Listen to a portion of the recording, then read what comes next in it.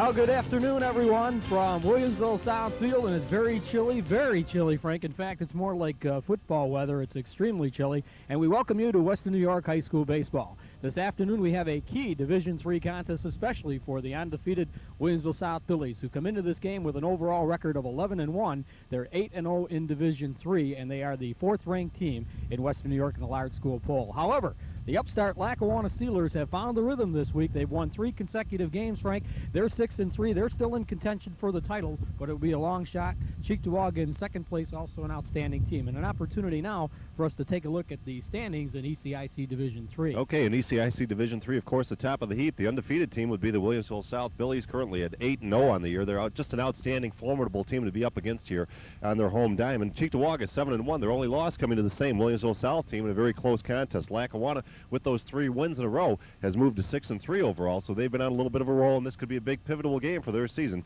coming up against Williamsville South. Iroquois at 4-5. Maryvale, a tough season for their team, 3-6. Amherst really struggling this year, 1-8 under Duke McGuire, and Springville at 1-7. And keep in mind, you have to have a 500 record in your division or better to make the playoffs. So it looks like from ECIC Division III, 3 teams are just about clinched playoff spots. Williamsville South, Cheektowaga, and Lackawanna needing only one more win. And Iroquois on the bubble along with Maryville. Bob Cole's team came on a little bit, then they started to lose. And as far as this game is concerned, we're going to look at 2 outstanding pitchers. We're going to talk about them when we come back, but an opportunity to look at some of the top teams in Western New York. And year in and year out, as we look at the large school poll, it is the Orchard Park Quakers that continually they're at the top of the heap. And again, this year, Orchard Park is ranked first. Kenmore East, and we're going to have them on our next broadcast against Kenmore West, is ranked second.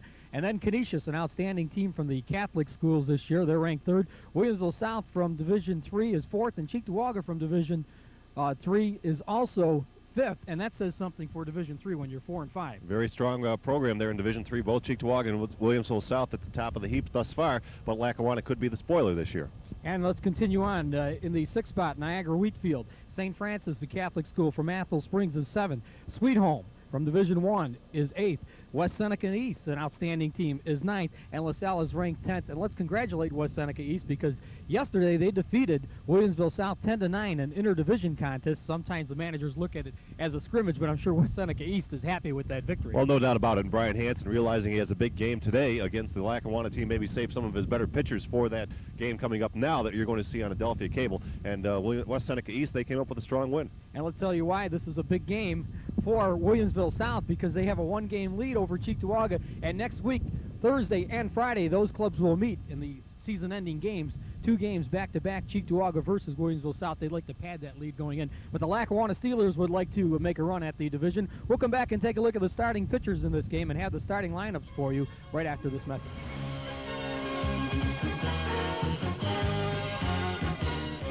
South High School for the start of this big game between the Lackawanna Steelers, coming in on a roll with 3 consecutive wins and a record of 6-3, taking on the Williamsville South Phillies, who lost their first game, an interdivision game, to West Seneca East yesterday, 10-9. They are 11-1 and 8-0, and there you see the hot chocolate and the coffee as one of the Lackawanna fans in attendance on that side of the field. Not a big crowd on hand because of the cold weather, and there are the Lackawanna Steelers around their head coach Bill Moore, now in his 11th year, and his assistant there, Tim Regan, to the left. And you can see the Steelers all around their coach hoping for a big victory. And there's part of my family there, my wife Alice to the left, and it's also my sister, Marcia Petronic. Her boy will be the starting pitcher for Lackawanna. And there's the Williamsville South Phillies. Williamsville South coming in with an excellent record of 11-1, 8-0 in the division, trying to stay on top of the Cheektowaga Warriors, and Brian Hansen in his 23rd year already. Let's take a look at the starting lineups in this game as the Phillies take the field. Leading off and playing shortstop for the Steelers is Chris DePronio. Batting second and the designated hitter to start this game, Aaron Sears. Hitting in the 3rd spot and pitching for Lackawanna is Jeff Petronic. Batting 4th in right field is Mike Salvaggio. Hitting 5th and catching for the Steelers is Glenn Echeverria. Batting in the 6th spot in center field is Jason Fick. Hitting 7th and playing second base is Dean Pahalski. Batting 8th and at first base is Greg Pietnik. And batting 9th and at third base is Greg Ross. Playing in left field defensively is Todd Neubauer for the Steelers, and not batting to start this game. And there is head coach Bill Moore having a little fun this year because the Steelers are winning, and they're bidding to make the playoffs for the first time in almost many years, almost a decade, I believe, and they've got a really good shot at it. And let's take a look at the South defensive lineup, and here's Frank Stewart to tell you about the we'll start Phillies. in right field, and we'll pick up John Moslow, number 18, who's playing right field. John Anstead, number 20, is your center fielder. Matt Messler, number 16, is over in left field. At third base, we have Jeff Jajarek, who is starting there, and at the shortstop, it's Nick Bondry, number 6. At second base will be number 11, Eric County. At first base is Lou Rivera, number 17. The catcher is number 10, Darrell Bissant. All Western New York as the national anthem is being played behind us, and Jeff Bromstead is your starting pitcher. And let's pick up the remainder of the national anthem.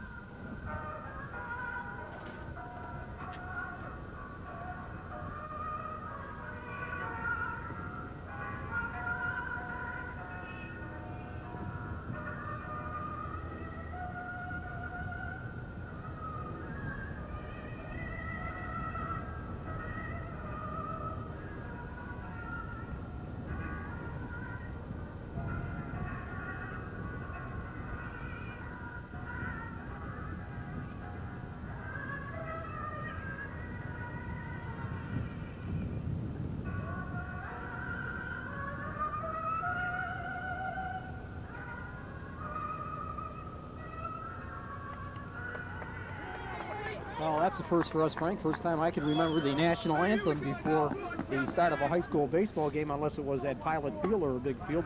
Home plate umpire Mike Orlando and Norm Smallfield is on the bases. Let's take a look at the starting pitcher, and he's undefeated with a record of 3-0 for Williamsville South. That's Jeff Bromstead. Bromstead is a senior right-hander. He has an ERA of 2.19, primarily a fastball pitcher, and he has a good slider. He will be opposed by another undefeated pitcher for Lackawanna, Jeff Petronic, who has a record of 2-0. We'll tell you about Petronic when he comes out to pitch his first inning. The last meeting was a beauty. I was there on the 19th of April, and Williamsville South won it, broke a 2-2 tie in the 5th inning, and defeated Lackawanna 3-2. So if the Billies, I know that they don't think this game's going to be a cakewalk. The Steelers ran into some problems last week, losing a couple of lopsided games to Cheektowaga and Maryville. But they've won 3 straight, Frank, and by virtue of that last game, we should be in for a good ball game. I would say so, and Lackawanna starting off with Chris DePronio, the shortstop, and hitting at about 200 on the year. Looking to get on base, make something happen in the top of the first here. Little right-hander hitting right at 200. Takes a curve, and it's up high, 1-0. Tough to pitch in this type of weather. In fact, I'll tell you, it's almost the same type of weather conditions they played the first time they met. It was cold that day. And a strike is called, 1-1, but I think it's actually colder today. I believe it is colder. I'll tell you what, the wind is very strong, and you can see the breath coming out of the pitcher out there on the mound as he looks into the catcher for the sign. 1 ball and 1 strike to Chris DePronio. Pitches outside and high, 2-1. DePronio is sort of a small target to throw to. He's not a big fellow. Very active in the field. Excellent going back on fly balls. And a good glove man at the shortstop position. Also plays second base. And that's hit to the right side. Second baseman right through his legs for an error, and it's into center field. That looked like an easy out there, and Conine had it go through his legs for the error. Well, you're absolutely right. Conine, the second baseman, just waited on the ball a little bit too long. Didn't really come aggressively to the ball. It was an easy bouncer. Look at this. 1 big hop, and then it's going to take some low hops. And you see, he waited a little bit too long to come on the ball. And when he went to get down on it, the ball was through his legs already. And it doesn't get any easier than that play defensively. That brings up Aaron Sears, who's batting at 292 with 2 RBIs. Off to a very good start hitting this year. And a strike is called. Fastball right down Broadway. Umpire Orlando a little late getting that arm up there. Player Sears there. Aaron looking back to see what the call is going to be. That was right down the middle of the plate. 0-1. DePronio bluffed like he was going to go on that first pitch. There he goes, and a swing and a miss, and the throw down to second base, and he is going to be safe. Oh, good play. A good slide. A count of 0-2 on the batter, Aaron Sears. Well, the pitch was outside, and the catcher Bassan called for something a little bit off speed. The ball was well outside. Sears protecting the runner there, went after it anyway. You see he was behind the swing, and the throw should have been caught and played. Not handled. And again, number 11 having a little trouble there. Well, we'll give a stolen base to DePronio. Not an easy chance for the second baseman. 0-2 now, the batter needing to make some contact. Petronic is on deck. And a swing and a miss. He overpowered him on the fastball, and Sears down on strikes. Well, a little bit tough out here in the early going to get settled in, as the weather is extremely cold here, as we mentioned. Players As you see the pitcher with a little bit of an advantage now with one out, looking at a best hitter on the team, though, and this guy's got to get the job done. Well, I think this player is bidding for all Western New York honors, hitting at .452. Jeff Petronic takes a curve up high. Petronic leads the Steelers in every offensive category. He has 1 home run, 9 RBIs, and 8 runs scored. His average is .452 for a team that doesn't hit that well. He's had an outstanding year also pitching. And a curve is inside, 2-0. On deck is Mike Salvaggio. When you consider their team batting average is about $1.75 and Petronic's hitting .450, he is truly carrying the team. Well, really, he's got it on his shoulders, on his back, and he's dragging a few guys behind him. Oh, boy. And the curve is inside, 3-0, and I think they might have the book on Petronic. They're not really giving him anything to hit. They're looking to set up a possible double play here, I would think. Not going to give him anything great. They're not intentionally walking him here. They're making him take a look at some pitches, but there's nothing really that's been near the strike zone yet. 3 balls and no strikes. Let's see if he has the green light. Should have it. And the pitch is a strike call on the outside corner. There you see a little bit of that late call. The ball into the glove of the catcher for a full second before the right arm went up. Now, Petronic wants to swing away in this situation. The wind seems like it's blowing slightly in from the outfield. 3-1 pitch. Swing and a miss. 3-2. Good breaking ball that time from the pitcher. He really came with the off speed. Broomstead. And he put it tantalizingly right there just above the knees, and it dropped right off the table. You know, if he would have a problem, it would be with the breaking ball. He's an excellent fastball hitter. 3-2. See if Bassan calls for the off speed again. And that miss outside and low, ball 4. So the Steelers with a threat here in the first inning. Brian Hansen giving some instructions to his defense and to his pitcher, Broomstead, to settle down a little bit out there. They're still in good shape here with 1 out and runners at first and second. You've got the 4th man up there, Mike Salvaggio, who's struggled a little bit here. Oh, he's hitting at .320 and 3 RBIs. He's had a pretty good year. Batting in the 4th spot pretty much out of necessity. More or less built like a leadoff or a second That's hitter. what I was thinking as I saw him come up. He's not the biggest guy up there. But if he makes contact, that could be a run. He can hit the ball, and he hits it towards second base. Second baseman does come up and throws him out at first. So a good play defensively by Eric County. And did you see how careful he was with that bouncing ball? I mean, that was really a slow roller, and he really got down low in a position, and he waited a little bit, I thought, on the ball. Let's look at it again. You'll see him come down and watch that's excellent mechanics. I mean, he was not going to let that ball get under him, and it would have had to come up and hit him in the shoulder if it was going to be any kind of an error that time. And that will bring up the catcher, Glenn Echeverria, hitting at .222 and 3 RBIs, but he's played only in 3 games. He's a big guy. And a pretty good hitter, a pull hitter. He likes the high fastballs. Pitch is tapped towards third base, and it will roll foul. Now the runner going back toward third base, and the manager is going to talk to him saying, look, kid, you got to go advanced and try and score on that play. If it had been a fair ball, I want you going to the plate. Yep, that's Sopronio who drew the opening walk here. Or pardon me, reached on the error by the second baseman. Well, Bromstead trying to get out of it now. And the pitch outside, 1-1. They have an all-star catcher in Daryl Bassan, who not only does it with the bat, but he's an excellent defensive catcher. And he's a pretty good-sized kid, too. Well, they are a loaded ball club, Williamsville South. They have a lot of hitting. And that's a drive down the left field line, and it's in foul ground, and the left fielder goes on and drops the ball. Great try, though, by the left fielder, Matt Messler, down the left field line. It was hanging up there, and the wind maybe kept it up a little bit longer, which allowed him to get close to it. He reached out, and I really think he should have caught that one, the way he made that long run on it. He just didn't stick in the glove. He had a great chance to make the play. Let's look at it again. It's not the easiest catch, but it's catchable. We have to score that an error on the left fielder. That ball certainly should have been caught. He gave it a good high school or college try, but you're there, and that ball should be caught. Yeah, he was there. He had plenty of room. It wasn't one of those diving catches. Second error in the inning on the Billies. And the pitch is hit towards third. Tough play. At the bag, the third baseman. The long throw in time, and I want to tell you that's a major league play by the third baseman, Jeff Garrick. Garrick with a great job getting in front of the ball first. He took the good high hop, and then he didn't rush the throw, which was kind of important. He recognized that Echeverria, a bigger guy, burly kind of guy, wasn't going to race down the line, so he took his time and made sure he had good position, a good sight line to the first baseman. He had a very, very good throw for the third out. No runs, no hits, 2 errors, and 2 stranded through a half inning. No score. Let's take a look at the starting lineup for the Williamsville South Billies. They will lead off with their center fielder, John Anstead. Batting second is Eric County at second base. Hitting third and catching is Daryl Basant. Batting in the cleanup spot at third base, Jeff Yagaric. Hitting fifth at first base, Lou Rivera. Batting sixth is Nick Banderi. He's the shortstop. Batting seventh, the designated hitter, Chris Crehan. Hitting eighth is John Maslow at right field. And batting in the number 9 spot, the left fielder is Matt Messler. And pitching and not batting in this game is Jeff Gronstead for Williamsville South.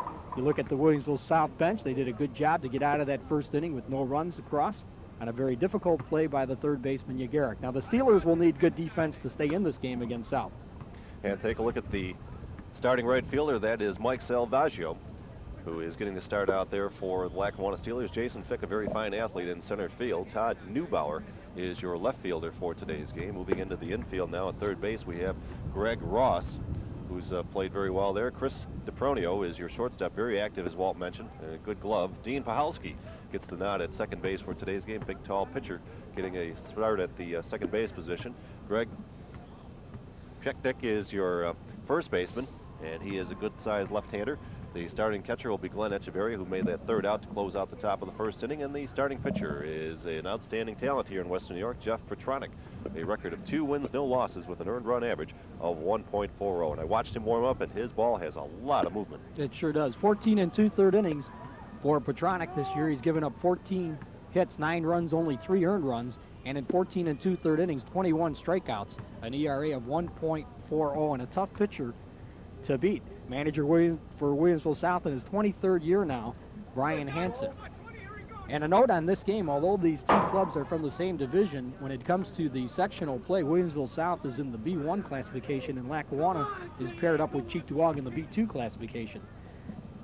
John Anstead, it is pronounced Anstead, like a D at the end, as you can see the phonetic spelling there, hitting at .500, 10 walks also on the year, 18 runs scored.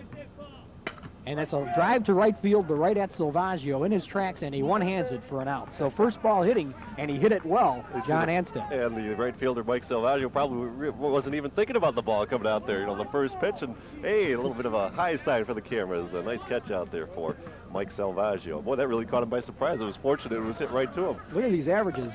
County hitting at .346 with 10 RBIs this year, and he takes a straight call at the letters. I happened to see that game in which Williamsville South beat Lackawanna 3-2. In fact, my son threw 4 2/3 innings. It was a 2-2 game, and the South team had only 3 hits in that game. And that floats up high 1-1. And I'll tell you what, when you look at their batting averages, they've gone crazy against the rest of the leagues, except for that one game, Frank. They don't have a starter that's under 300. Well, Bill Moore, the coach and manager for the Lackawanna Steelers, coming in with his best pitcher for this one to start this game and see how long he can go in this cold wind. But this is kind of an important contest in 2 respects. For the Steelers, they're not going to catch South in the standings, but they can maybe make a statement. They had a tough loss earlier, as you said, 3-2. If they can catch them here on their home field, set things up nicely for the playoffs. Curveball floats in. No, call the ball, 3-1. Apparently high. Apparently.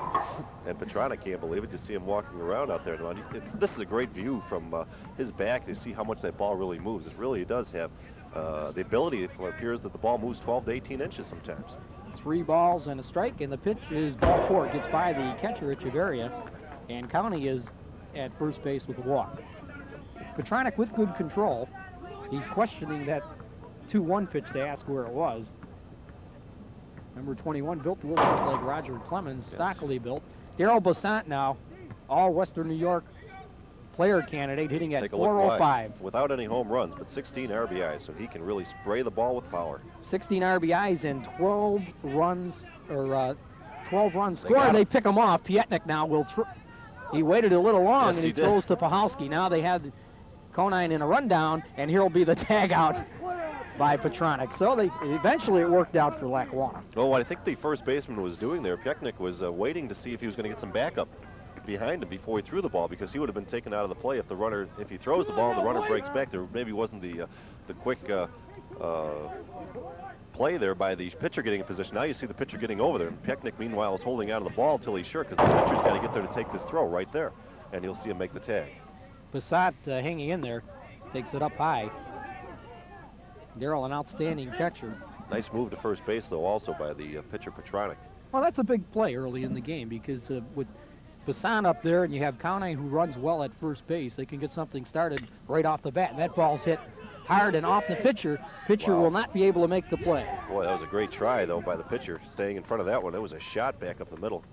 Echeverria coming out to talk to him, and the manager, Bill Moore, talking to Petronic to see if he's all right. There was a shot right back up the middle, and sometimes a pitcher, you've got to be on your toes, fortunately for Petronic. Watch where this ball comes. Boom. And it caught him up off the thigh, it looked like, or off the knee. And he's okay, but a solid shot. That replay will tell you why, even amongst the little kids, and you go up through that, you have to have a protective cup on playing baseball. I mean, that right through the wickets there.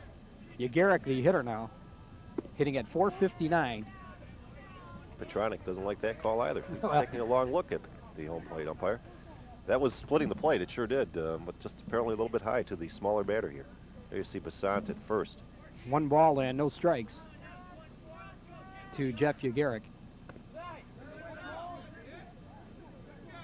Well, either you have to throw them in the dirt or at the knees, because those pitches are right down the middle of the plate and belt high. 2 balls and no strikes to Jeff Yagaric.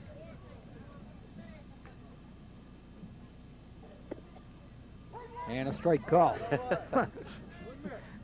2 balls and 1 strike. Yagaric hitting at 459, 18 runs and 14 RBIs. It's almost like an illusion waiting for that umpire call to come.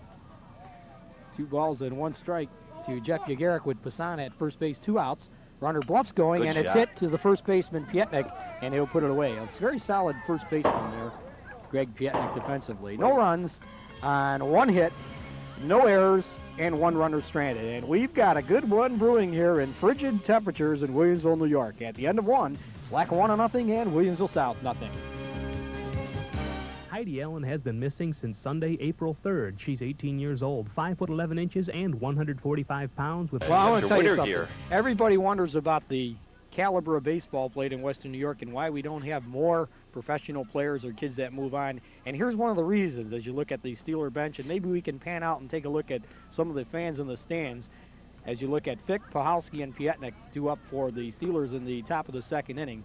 I mean, we're talking baseball here, and people are dressed up in winter coats. Hey, this is the first week of May. It's when unbelievable. This game is being played. It is cold outside. Imagine if there was rain. Oh, and don't look now, but it is dark, overcast skies here. It's very possible that the skies could open up. Hopefully we'll have a speedy game and get this good action in. Well, I'm sure we will have a speedy game because we have 2 good pitchers. Well, Jeff Bromstead, the pitcher, 1 ball or 1 strike? I don't think so.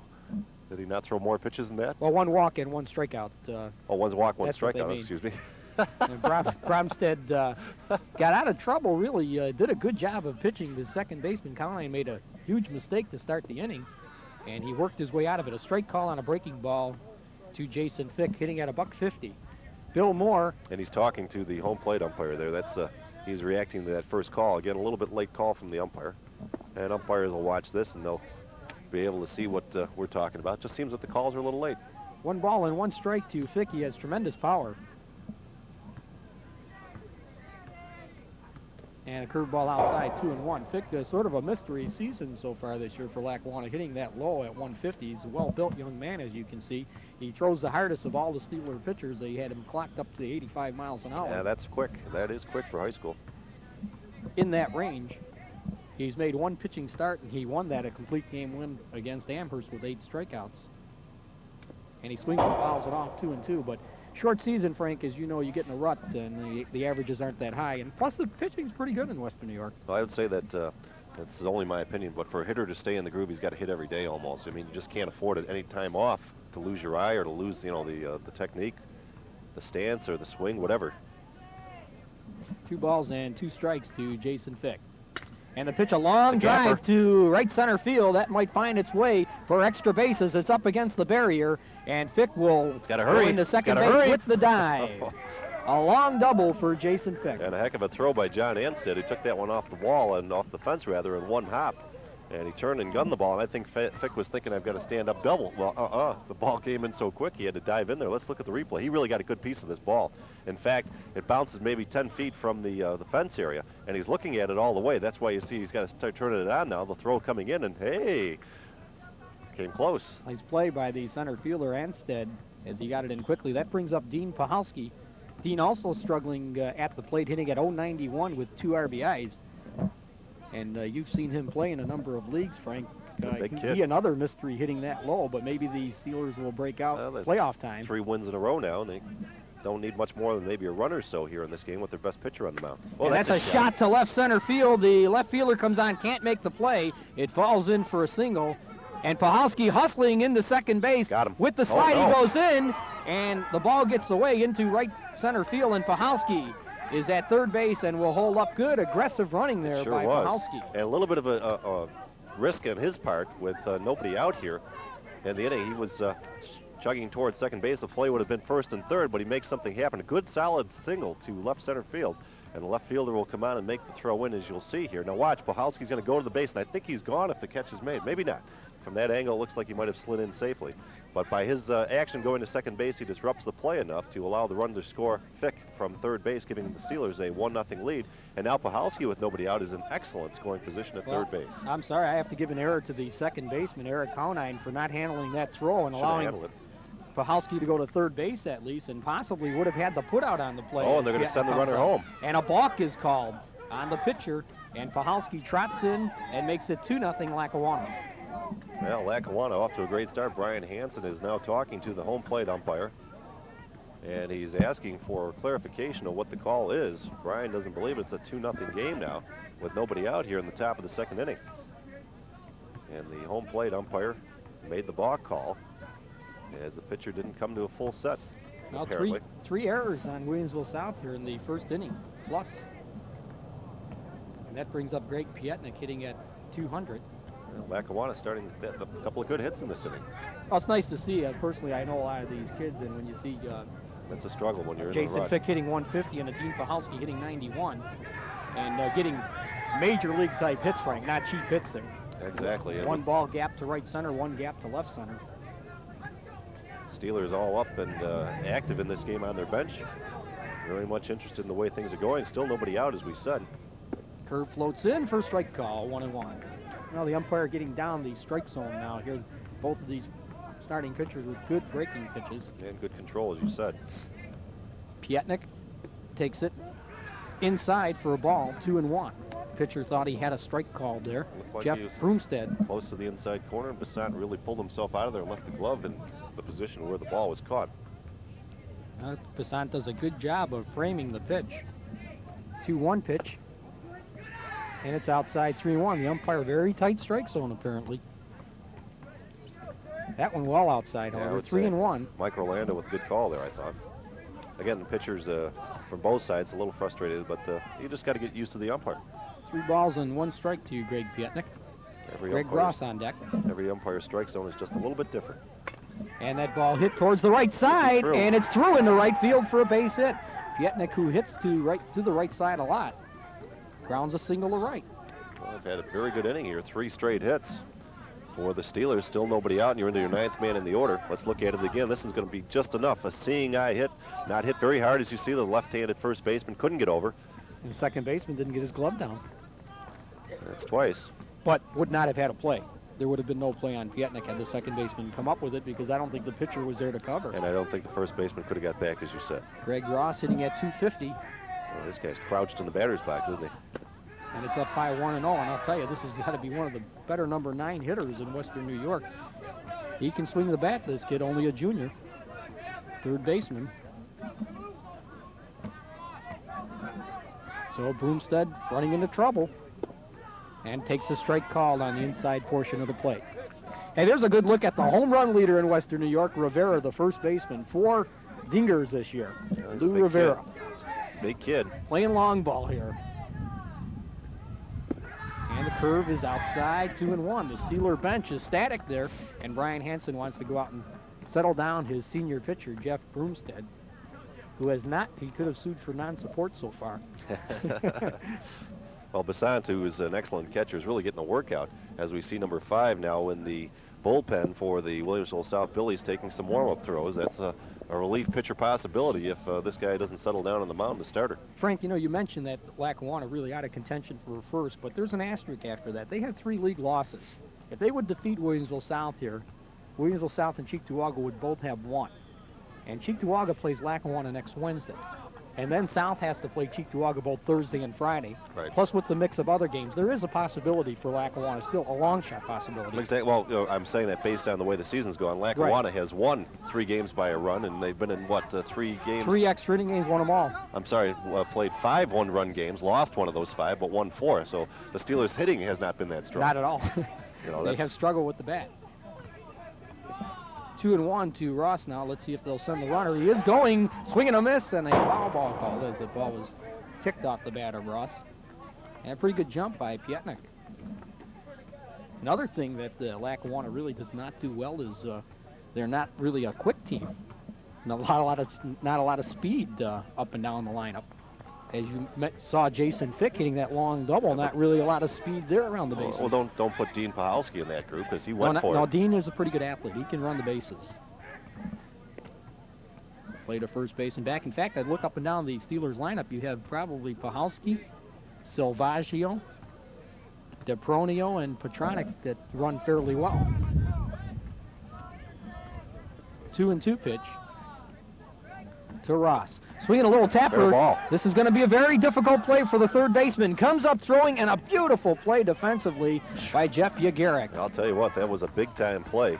Kind of a spinning, slow roller. Took a big hop off the infield dirt there right in front of the plate, and then just picked up a little bit momentum. You'll see it right there hard and high into the air. Now he gets the third hop, and he really has to fire hard. You see how close the play was down the line. Good running up down the line there by the batter, making the play close. Well, Chris DePronio 0 for 1. He reached on a row. That's officially an at-bat.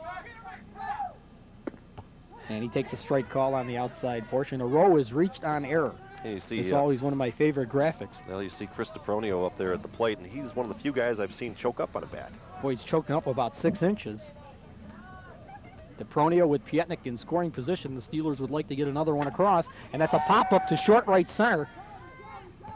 The second baseman goes back and one-hands it, and a lot of white came out, showing from that glove. Yeah, and his head down, too, and the runner taking a long look to see maybe if he could advance. You see the runner with a smile there at second base. Nice catch by the second baseman. It's a tough ball because actually the right fielder was right behind him. He could have waved him off. You'll see how long it takes for the ball to come down. Now watch the right fielder get right in his back pocket, and he would have caught it.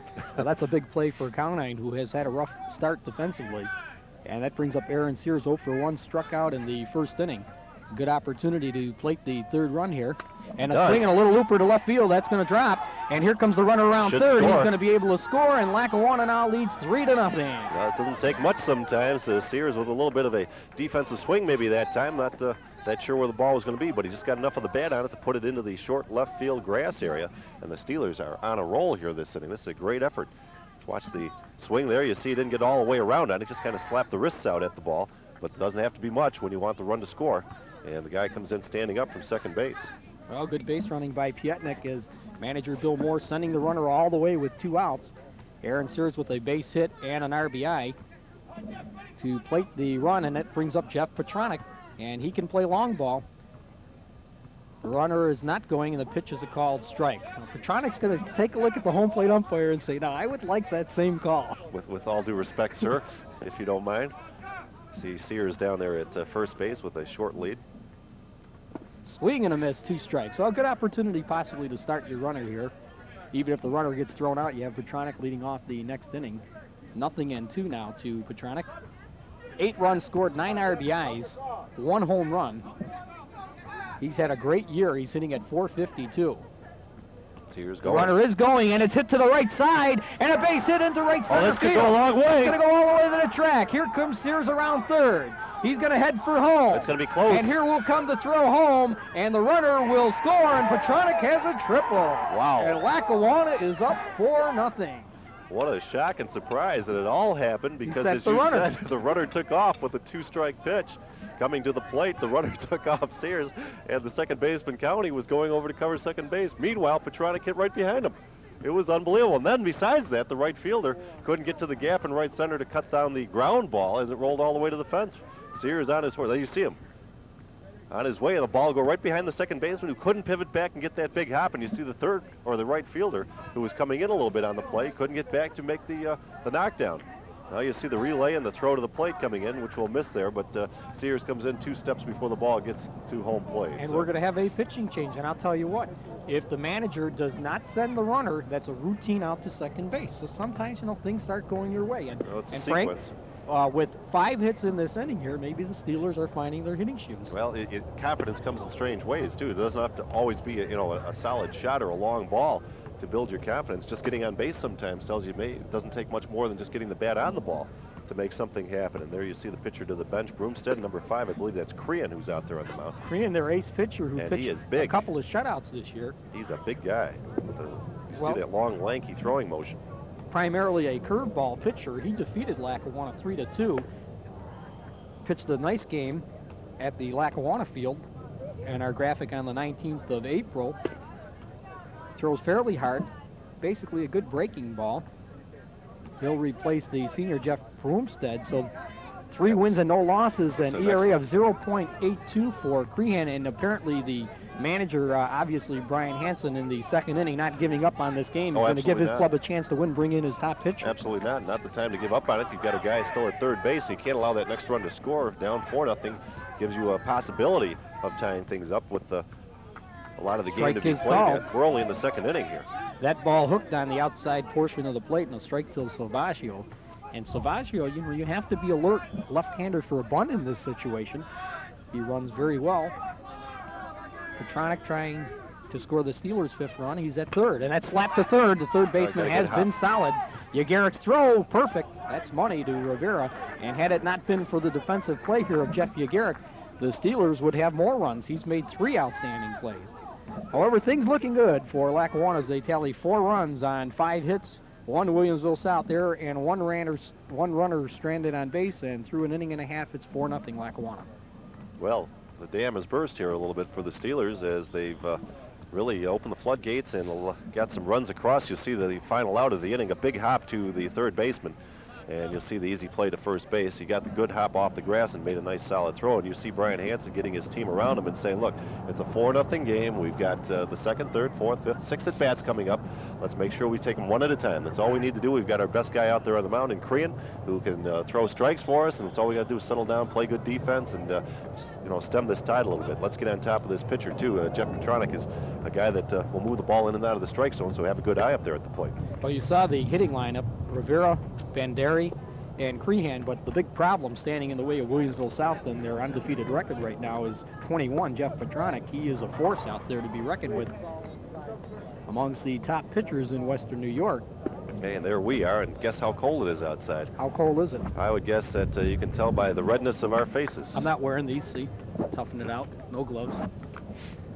You're a tough guy.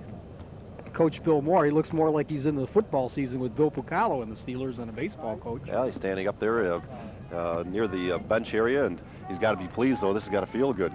His assistants, Polinsky and Regan, very happy with the results so far. But let us remind you that this game's a long way from being over, only 4-0 in the second inning. Championship teams have a way of coming back, Frank, and playing championship ball, like their third baseman has played so far, Yagarik, with 3 great plays. Exactly. Jeff Petronic, 12 pitches, 5 of those were strikes, 7 balls, and he looked at the home plate umpire 2 or 3 times hard, thought he had a couple other strikes in there. So he's been right around the strike zone, and it's up to Williamsville South with their best hitter now, Lou Rivera, coming up, hitting at .485, 4 home runs, and 13 RBIs to get him started. 4 home runs, almost unheard of at the high school level. Long drive to right. Deep right field. That's over the right field's head.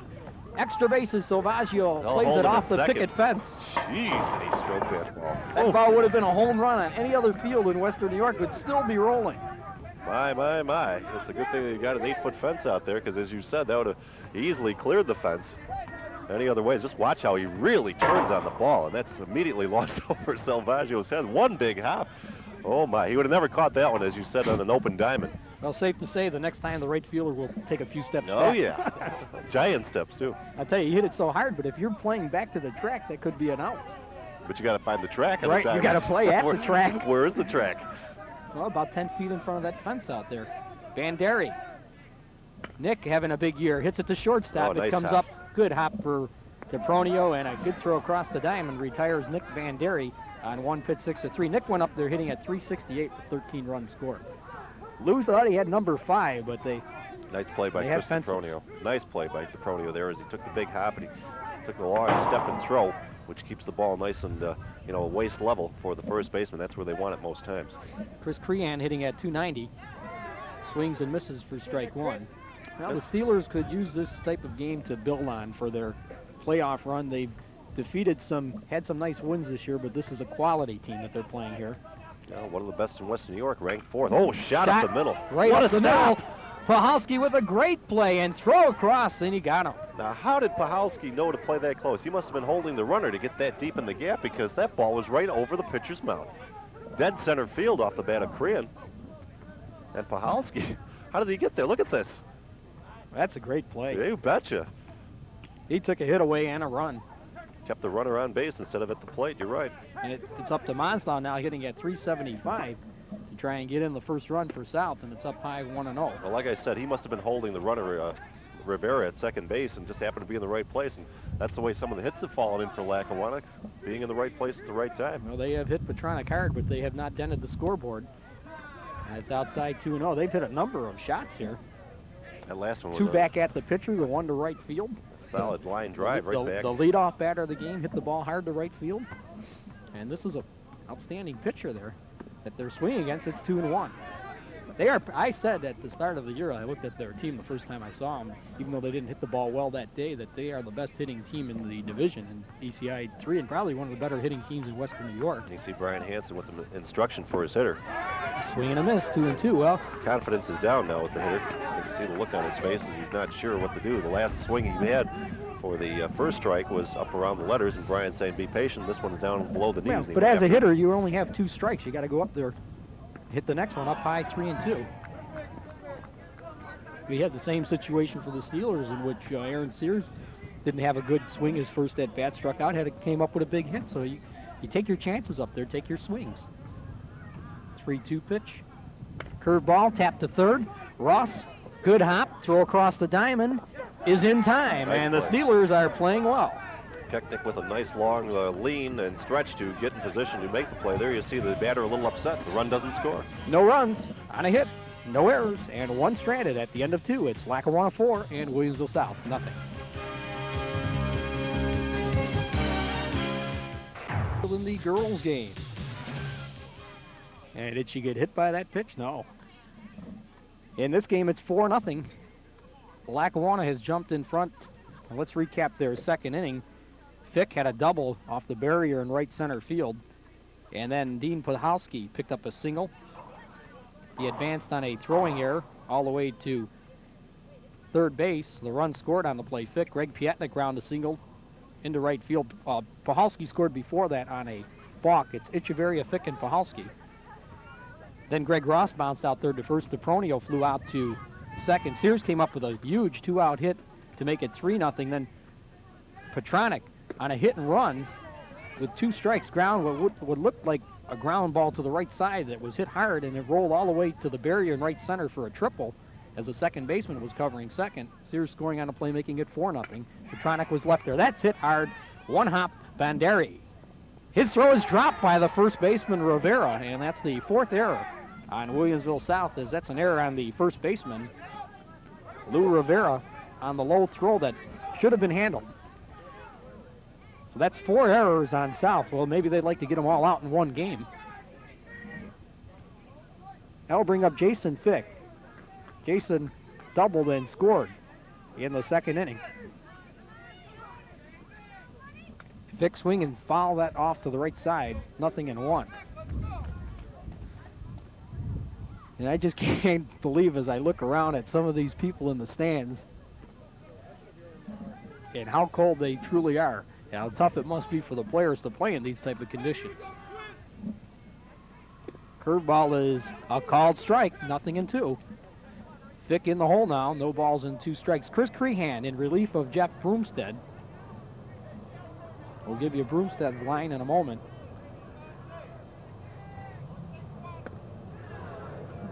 One and 2 as that sails outside.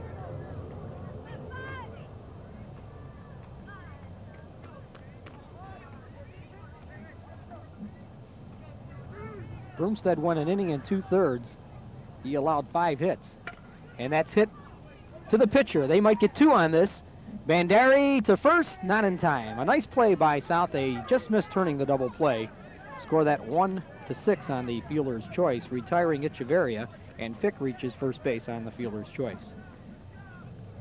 1 2/3 innings. Well, let's take a look at the replay. Fick on a curve, weakly back to the mound. Crehan a little low there to the shortstop on Derry, or he would have been able to turn two. Brings up Dean Pahalski, who is 1 for 1 with a run scored. And Pahalski hits it hard in the hole, into left field, a base hit. So Pahalski, who came into this game with, Frank, but 2 hits on the year and was relegated to just not batting the last couple of games. When I talked to the manager, Bill Moore, about it, and said he's a pretty good hitter. He's got 2 for 2 in here in this game. That was a nice hit. He turned over beautifully on the pitch. And Bondrari, who plays a great defensive shortstop, dove for it and just couldn't reach out and get it. So Pahalski's having himself quite a day. Yeah, but you don't stop here if you're Lackawanna. You have to make things happen and pad your lead when you have opportunities. Pietnik takes it outside 1-0. Good look for Greg Pietnik here, who's 1 for 1 to watch himself back on television. He has a tendency to buck it out. Oh, I see. And that's why he hits to that right side a lot. You can watch his feet and see what he does here. See what that left He's hitting the foot ball does. rather well lately. There it is. He's pulling that left foot out. Well, you a could little see bit. that then, Frank, and I'm not trying to be derogatory, but maybe the young man could watch it for himself, because he's an excellent pitcher and a pretty good player. Outstanding first baseman defensively. If he can get that bat around, he'd be a great player. He said he is pulling that left foot out even before the pitch is on its way. So what it is exactly, if Greg It's a watches mental his thing, bat, right? Well, exactly. That's all you have to do is start concentrating on that a little bit more, and things will start to happen for you. You don't really believe it sometimes until the camera shows you. And a strike is called. Fastball right in there. So I was giving that line score on Jeff Broomstead, an inning and 2/3, 5 runs, 5 hits, 4 runs, 4 earned runs up high. And he didn't walk any. He walked 1 and he struck out 1. He wasn't really overpowering. He got hit fairly hard, but a couple of seeing eye hits there too. Well, this thing is not going the way the Billies have customarily played this year. Oh, nice Swing and a miss on a hook, and he got him. Whew. He's got a great curveball, this kid. Yes, he does, and he showed it there. Chris Crean, who is a pretty good basketball player as well for Williamsville South, and gets the second out of the inning. Big strikeout there. He's got to slow the Steelers down a little bit. Now the Steelers. And you're up to the 9th man in the order here, so you got to book this guy. You don't want to go to the top again and start things over for the Steelers. Well, Ross, as I mentioned, a pretty good hitter, hitting at 250. Takes a curve, 4-strike call. That one broke quite a bit. The wind has been aiding some of the pitchers lately, and this a crosswind seemed to put a little bit extra bite on that curveball. Fick at second, Pahalski at first, and up high, 1-1. Tepronio, the leadoff man, on deck. A good opportunity here for Greg Ross, hitting at 250 coming into this game. And you can see a pretty nice looking stance there for the right-hand hitter. And a play down to second base, and they have him nailed. Beautiful throw by Bassant, and he caught Fick leaning and threw him out easily. Well, Fick was thinking, well, there's no way this guy's going to get behind me or get the throw down to anybody covering at second. Nobody was covering second. He didn't realize, though, that Bandari, the shortstop, was going to chase in behind him, and that's exactly what Bandari did. Showed the umpire the ball, and it's a clean out. No runs, 1 hit, 1 error, and 1 stranded. So going to the bottom of the 3rd inning, the score holds Lackawanna 4 and Williamsville South. And this is nothing. our favorite time of the game when we get to talk about some equipment rental that comes our way. And you see it, RB Run Equipment, located at 1120 Connecting Road in Niagara Falls, New York, at 283-4466. Nice enough to provide us equipment, and also at 773-4104. They're located at 1120 Connecting Road. RB Run is a rental, sales, and service company, radio dispatched with prompt delivery to all of Western New York and Western Pennsylvania. If you need equipment, and our generator today is provided by this company, you call RB Run Equipment. Well, can they generate some heat? Lights are on. Maybe there's a little bit of heat up there. There's a field hockey game, I guess it is, with the girls being played up on the football field next door, and the lights are on. The scoreboard's also on.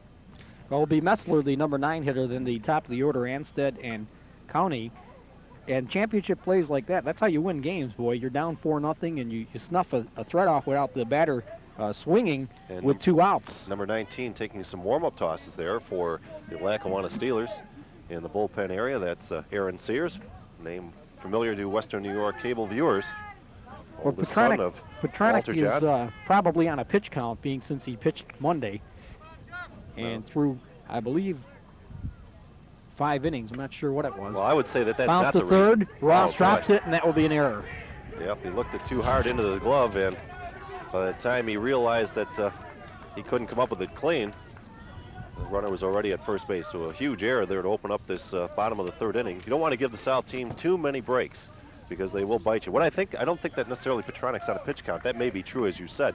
What I think was happening was Coach Bill Moore was maybe concerned that he was starting to get hit pretty hard.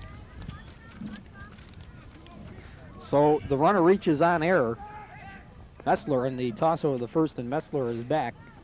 Runner at first Steeler error in this game. And don't forget that Petronic was able to pick off a runner earlier in this game. John Anstead flew out to right and hit the ball well his first at bat. And a strike is called. 0-1.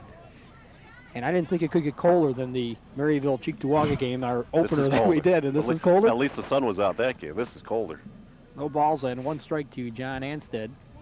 Big lead at first base. And that ball's tapped towards the right side. Pohalski has it go right through his legs for another Steeler error. And Anstead will hold at first base, and the Steelers have made 2 consecutive infield errors. Well, this is killing manager Bill Moore. This is a play that they should have kept the ball at least in the infield, held the runners if there's an error, at least to just the first and second base. And you see Pohalski did not get down that big backside, has to get down low to the turf to make that play. Well, we had Kaunai have a similar error at second, and What's Pohalski, going on at second base? And the plays couldn't be easier. Those are midget league plays that should be handled. That's right. That's a good point. Kaunai 0 for 0 walked in the first inning. Well, the kids could blame it on the cold, maybe. Well, no outs. I don't think so. No, I can't say that either. No outs. Kaunai hitting at 346. He has 10 RBIs. And he has a chance to redeem himself for some miscues in the field. Very difficult situation for young Jeff Petronic to work out when he's got Kaunai and then Basant and Yagaric, and they just keep coming at you with a lot of hitters. So the pitcher's done his job, but the fielders haven't. And a strike is called as it floats in on the outside portion.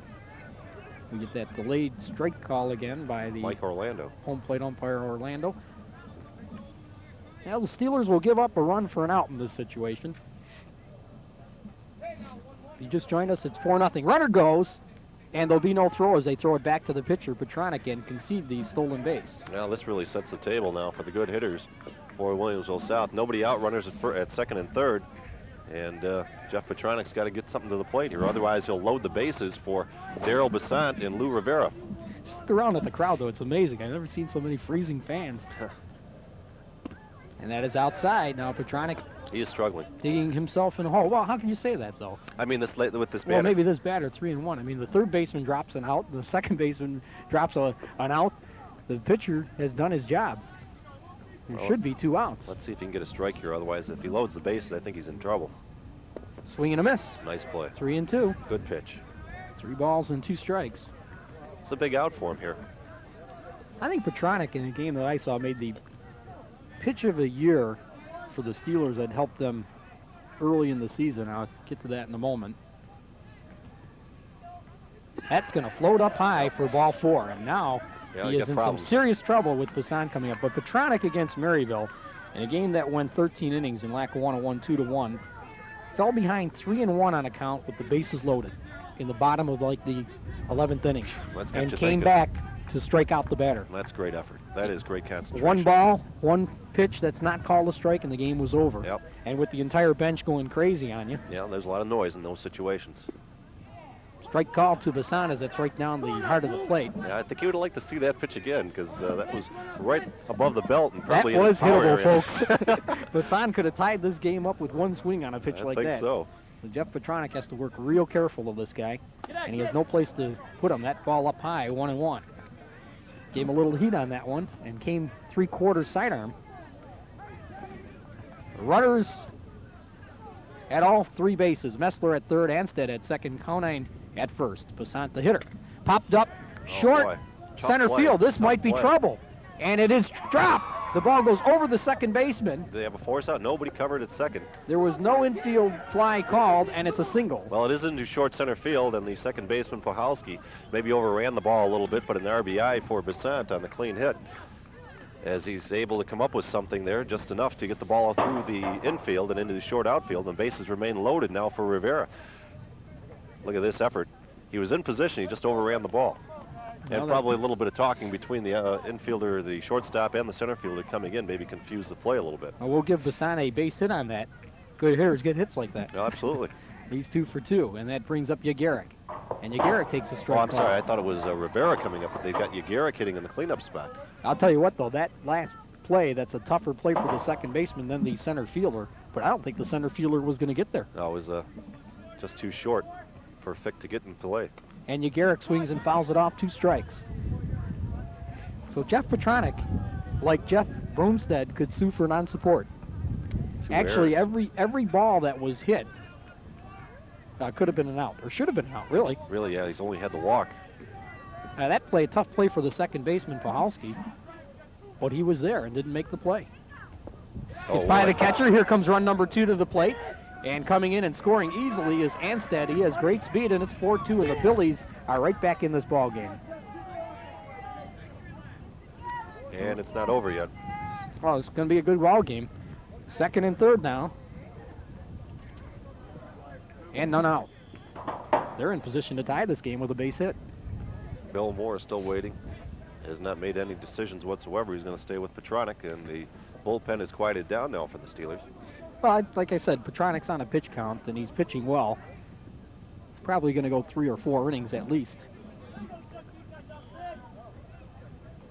Pitch to Yagaric. And he laid off it, and that looked like a pretty close pitch to lay off, with runners at second and third. Well, you got the big guy hitting behind you. Petronic needing a strikeout in this situation. Does. And he's not getting it. Down low.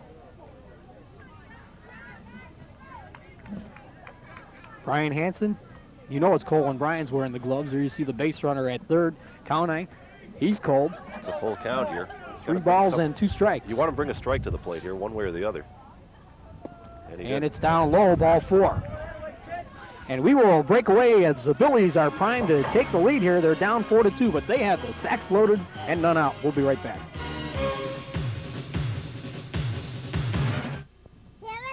The home run king in Western New York. 4 dingers on the year, is up with the bases loaded.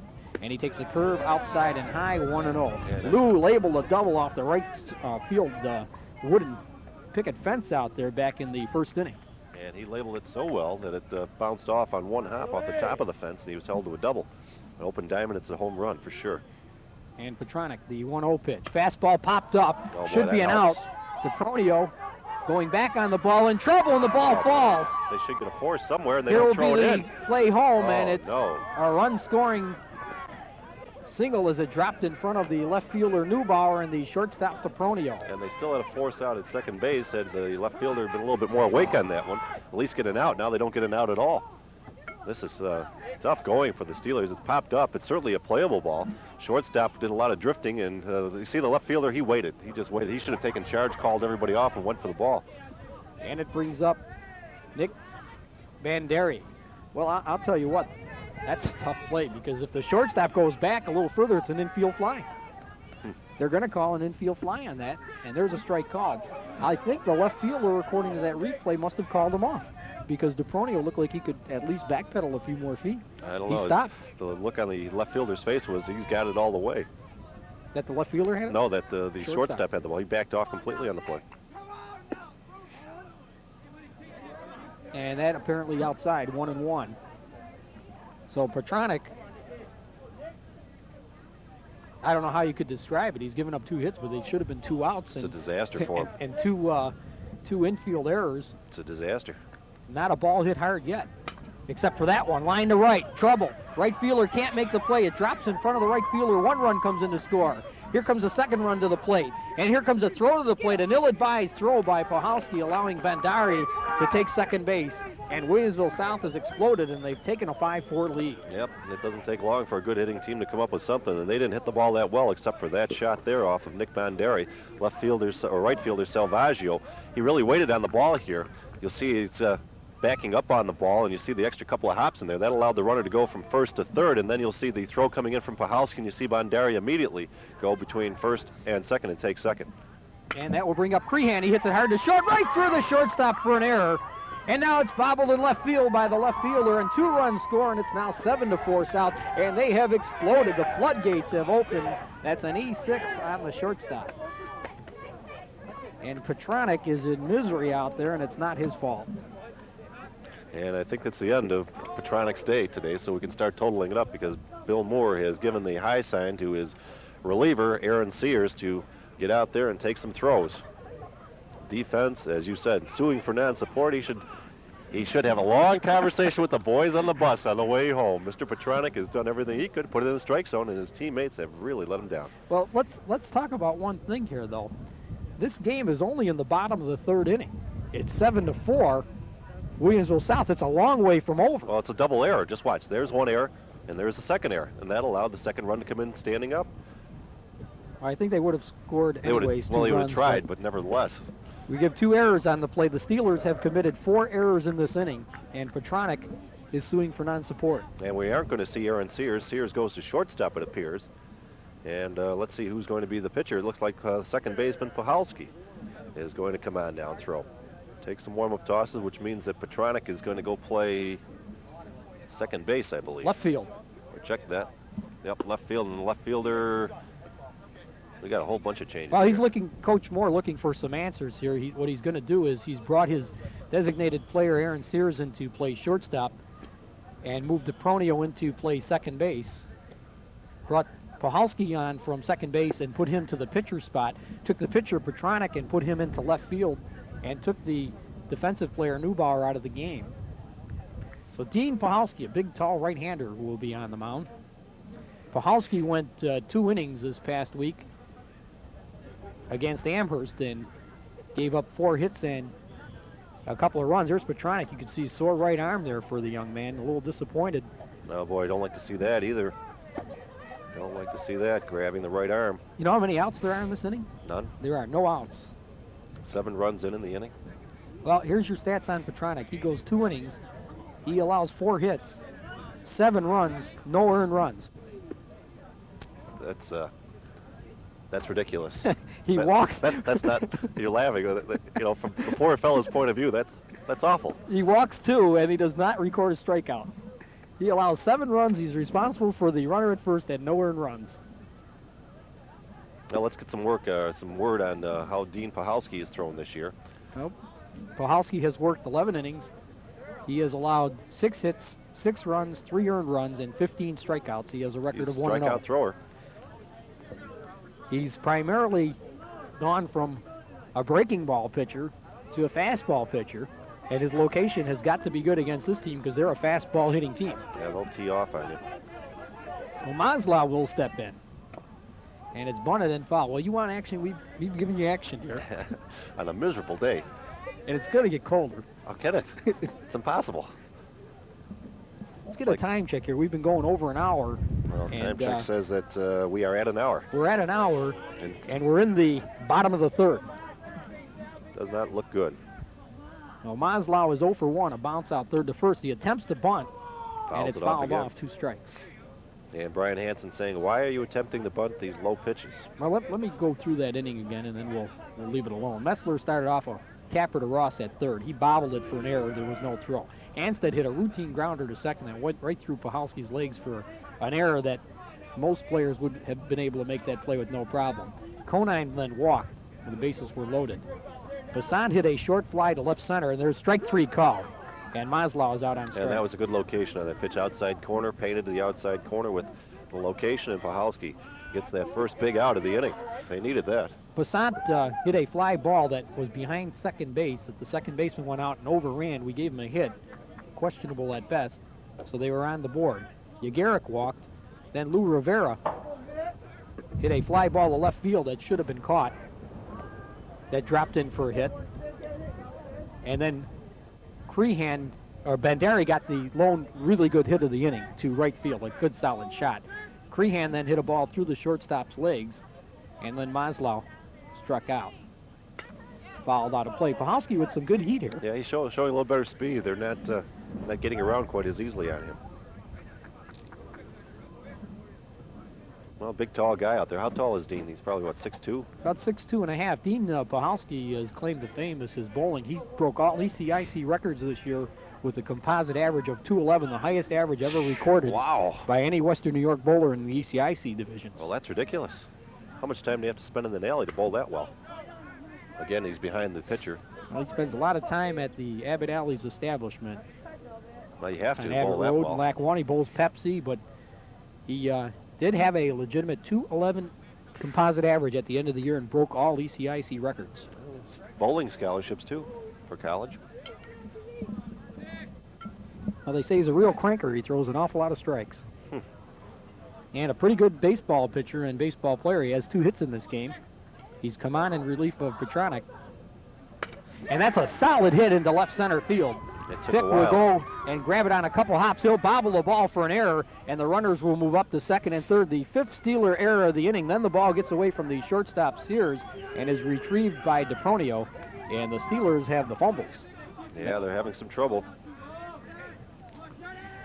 That was a solid hit. Well, it took the hitter just 2 pitches that he fouled off out of play before he really turned on the ball, and you see what happened. He just drives it right back into left center field. Now, Fick doesn't play this well at all. I mean, that's a terrible play. Well, watch the replay then. Well, ball short hopped and then by the shortstop. But that didn't allow the runners to go up the first bobble in left center field by the center fielder, let both runners move into scoring position. Brings up Anstead. Down low 1-0. Well, Crean at third base. And he's just a short distance away with just 1 out from putting the 8th run across in this inning. Now, how important were those plays by the third baseman, Ugaric? Oh, you never. That's neat. That saved a lot of runs. You know, that's the neat thing about baseball. I've heard over the years, and I don't know if you'll agree or disagree, but I've heard a lot of whining in my time from various coaches and managers that the umpire's call killed them. And I always debate that with them, saying, what happened in the other, 6 2/3 innings or something like that?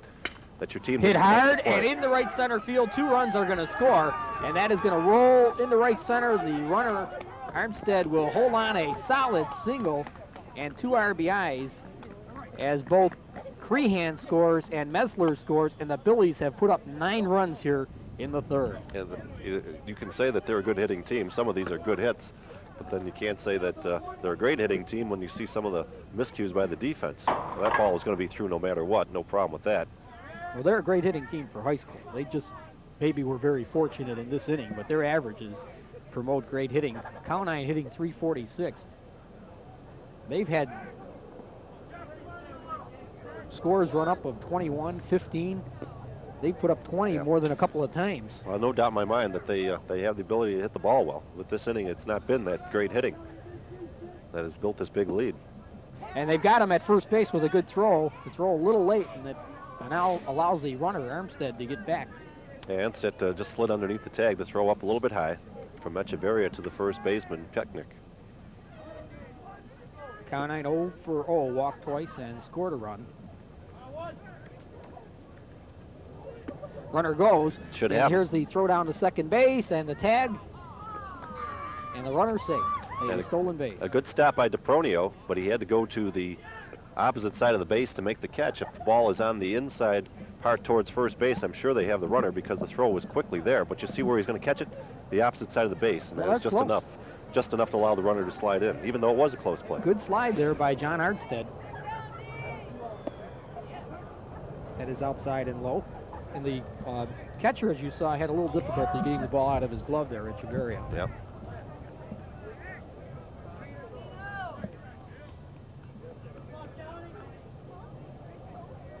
Pitch a swing and a foul. Bounced right off of the bat and off the catcher's face mask, I believe it was. Yes, Echeverria shaking his head there. Flipped off the tipped off the mask and wound up into the dugout area for the Billies. Well, things started so well for the Steelers here. That's outside. However, you always teach fundamentals. Fundamentals in every sport. Defense, fundamentals. That's how you win games and stay in games. And the Steelers, they gave up 9 runs because fundamentally they weren't sound in this inning. That's true. That is true. 5 errors. Shot down the third base line, past the third baseman Ross. That's extra bases. The left fielder didn't see the ball. Armstead will come on and score. Petronic will dig it out of the corner, and that's a double for Eric Conine. And now the Billies are starting to show you how they can hit the ball. Yeah, he really turned over on that one and ripped it.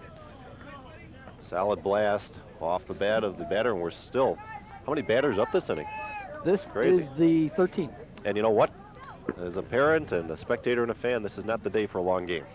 It is going to be a long game, no matter what you say, Frank, because it's 10-4, and we're only in the bottom of the 3rd inning. 1 out?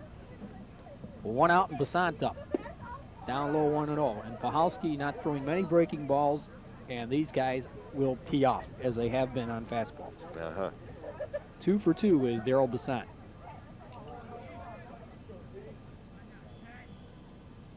And a strike is called. Good pitch, good location at the knees. Ball and 1 strike. Well, the pitcher's pretty much used up this week for the Steelers. He can go to Aaron Sears, who pitched a wonderful game against South in their first game, but he might, with the score 10-4, coach more. Good pitch. Strike is called, regardless of what happens here in this inning. If they get too many runs behind, you save your pitchers. I'm not sure what the strategy is. Pietnik is all used up this week. He threw 8 innings, the first baseman, of scoreless ball this week. He had a great week. And Fick threw a complete game, so I doubt you'll see either of those two. Runner goes, good jump. Here's a throw down the third, and it's wild, and it's backed up by the shortstop. A good backup by the shortstop, Sears, as that ball was heading towards left field. And again, I keep saying, I think they should have him, because when the catcher releases the ball, the runner, in my eyes, is still, 4 steps away from the base. A good throw, and they should have him. Well, you see this throw well inside the third baseline. A good 6 to 10 feet inside the third baseline. And Bassant rifles it down the right field line. This is going to be extra base. And a lot more. Going to roll the barrier. Here comes Bassant. He's motoring. He's around second. And Bassant is heading for third.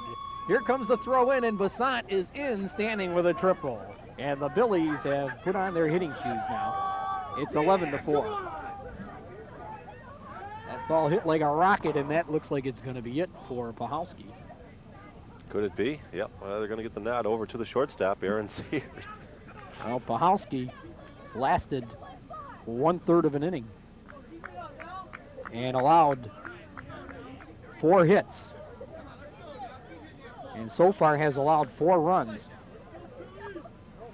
And for his benefit, none of them are earned runs. Not that they shouldn't be earned runs, but he came onto the situation where all of Petronics were unearned. So any other runs that would be scored in this inning are unearned textbook-wise. But had it been any other inning, they would all be earned. Well, off the end of the bat, and a hard shot again off the strong player's bat, Bassant. And you see it took a while for Salvaggio to get there, and then the relay throw, a good effort to get it into the infield, but you see how far up the line it was. And there it is. He just whacked at the ball, the outside pitch, and you see Bassant turn on the speed as he cuts the corner beautifully. He's looking for the call from his third base coach and manager, Brian Hansen, and he's tiring out now as he's heading into the third base, and he goes in standing up. Well, Pahalski pitches 1/3 of 1 inning, allows 4 hits, gives up 4 runs, none of them earned, did not walk a batter, but struck out 1. If you're questioning at home, saying, well, how could there be no earned runs? Well, because of the fact that the pitcher took over when there should have been 3 outs already in the inning, textbook-wise, everything scored in this inning are unearned. Now on the mound comes their lone junior pitcher, Aaron Sears. Now Aaron, the first meeting between these clubs, threw a wonderful game. He lasted 4 2/3 innings and pitched 2 hit ball and left with a 2-2 tie with a runner at second base and ended up taking the loss when a wild pitch and a pass ball plated the winning run. In fact, Jason Fick came on in relief and pitched well for that last 2 1/3 innings. However, in his next start against Maryville, he took that loss. He didn't do as well. He lasted 3 2/3 innings and was roughed up in the 4th inning and left trailing in that game 8-0. So he is 0-2 on the year, but Coach Brian Hansen will tell you that he gave him all he could handle in that 3-2 loss. Now let's see how he fares today against the Billies and try and at least keep this game respectable for Lackawanna. And Yagaric pops it up down the right field line, and that will carry out a play. Well, let's talk about the pitching style of Aaron Sears and Pahalski. We've seen him, and we started with Petronic. Petronic likes to move the ball around. Pahalski settled into fastballs down the pipe. What about young Aaron? Well, I would best describe Aaron as a controlled-type pitcher. Not overpowering, but can be sneaky fast, and he's like a Oral Hershiser-type pitcher. He has very good location, and he's very smart. And he'll watch how a batter sets up and try and pitch to the batter's weaknesses. That ball is tapped, and let's see if they can get an out. Tough play. Shortstop will come up throwing, and it's an out at first base. Here's the throw home, and it's not in time. Though they did get an out. And a good play by the shortstop, DePronio. Yagaric will get an RBI as Bassant scores, and it's now 12-4, and now we can finish the book on Pahalski. Well, let's take a look at this one, and it's almost like hot potato as Ross, the third baseman, skips over the ball. DePronio has an excellent arm. Really has showed a very good arm to get the runner going at first. I didn't think they had a chance. When Ross let the ball go by, I didn't think DePronio would be able to get there. And that brings up Lou Rivera. Lou, the home run king in Western New York. 2 for 2, a double and a single. You want to try and keep this guy in the park. And the pitch, a slow curveball, is up high and outside, 1-0. This Williamsville South team, they're primarily a fastball hitting team. They like the hard stuff. And that is inside 2-0. And somebody that throws a lot of junk at them, like Sears would throw, would give them trouble. You would think, anyways. But they're such good hitters, Frank, I think they could hit anybody. Well, let's wait and see. Rivera is one of the best. And the pitch is a called strike, 2-1. The fastball, curveball, changeup, and a knuckleball. He told me he's going to quit throwing his knuckleball, but I'd like to see him just continue to throw it. The more pitches you throw when you're younger, the better. And up high, 3-1. Now, why would you say that he didn't want to continue throwing the knuckleball? What's the thinking there? I think one of the assistant coaches told him that. Oh. He can quit using him. He can get by on a curve and a fastball. Oh, I see. I think when you're younger, the more pitches you throw, the better. Fastball, and that's hit. Good location. Towards the middle, and that's going to be a base hit. A good stop by Pahalski. He'll make the throw anyways. And that, see, those are some of the things. That's the second time in this game that young Pahalski's made a throw where there's no chance of getting the runner. Well, he's got to have some help, too. He's got to have some sense of what's going on, Right. of course. You threw home the one time, the runner went to second. This runner's already at first base. Right. There's no need for a throw. The only thing that can come out of that throw is damage. No, if he throws it away, the runner's immediately in scoring position. Yeah, you're right. There's no chance to get the runner. He caught it barehanded at first baseman, Pietnik. So a base hit by Lou Rivera. He's now 3 for 3. See if there's any Steeler fans left here in the stands. They've gone for cover. And who can say that you can blame them? In fact, I'm going to take a short hop and be back in a moment with 2 outs here. 11 runs in the inning. 11 big ones. A runner at first and 2 outs for Nick Banderi.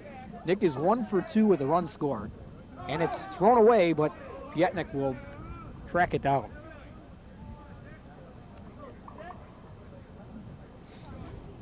So a 4-0 lead for the Steelers has evaporated here in the bottom of the third, and Williamsville South has had probably their best run production inning of the year as they've tallied 11 runs. Runner not going, and it stays up high.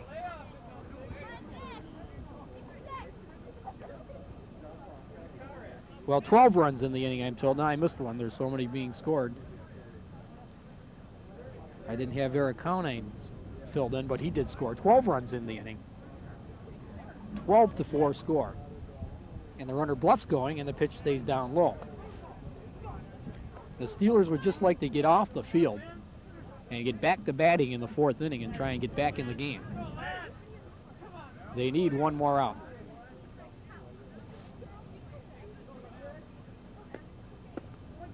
And a strike is called.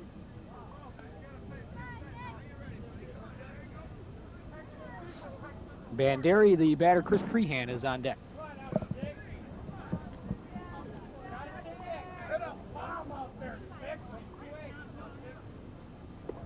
And that stays up high for ball 4. So Banderi draws a walk. And that will bring up Chris Crehan.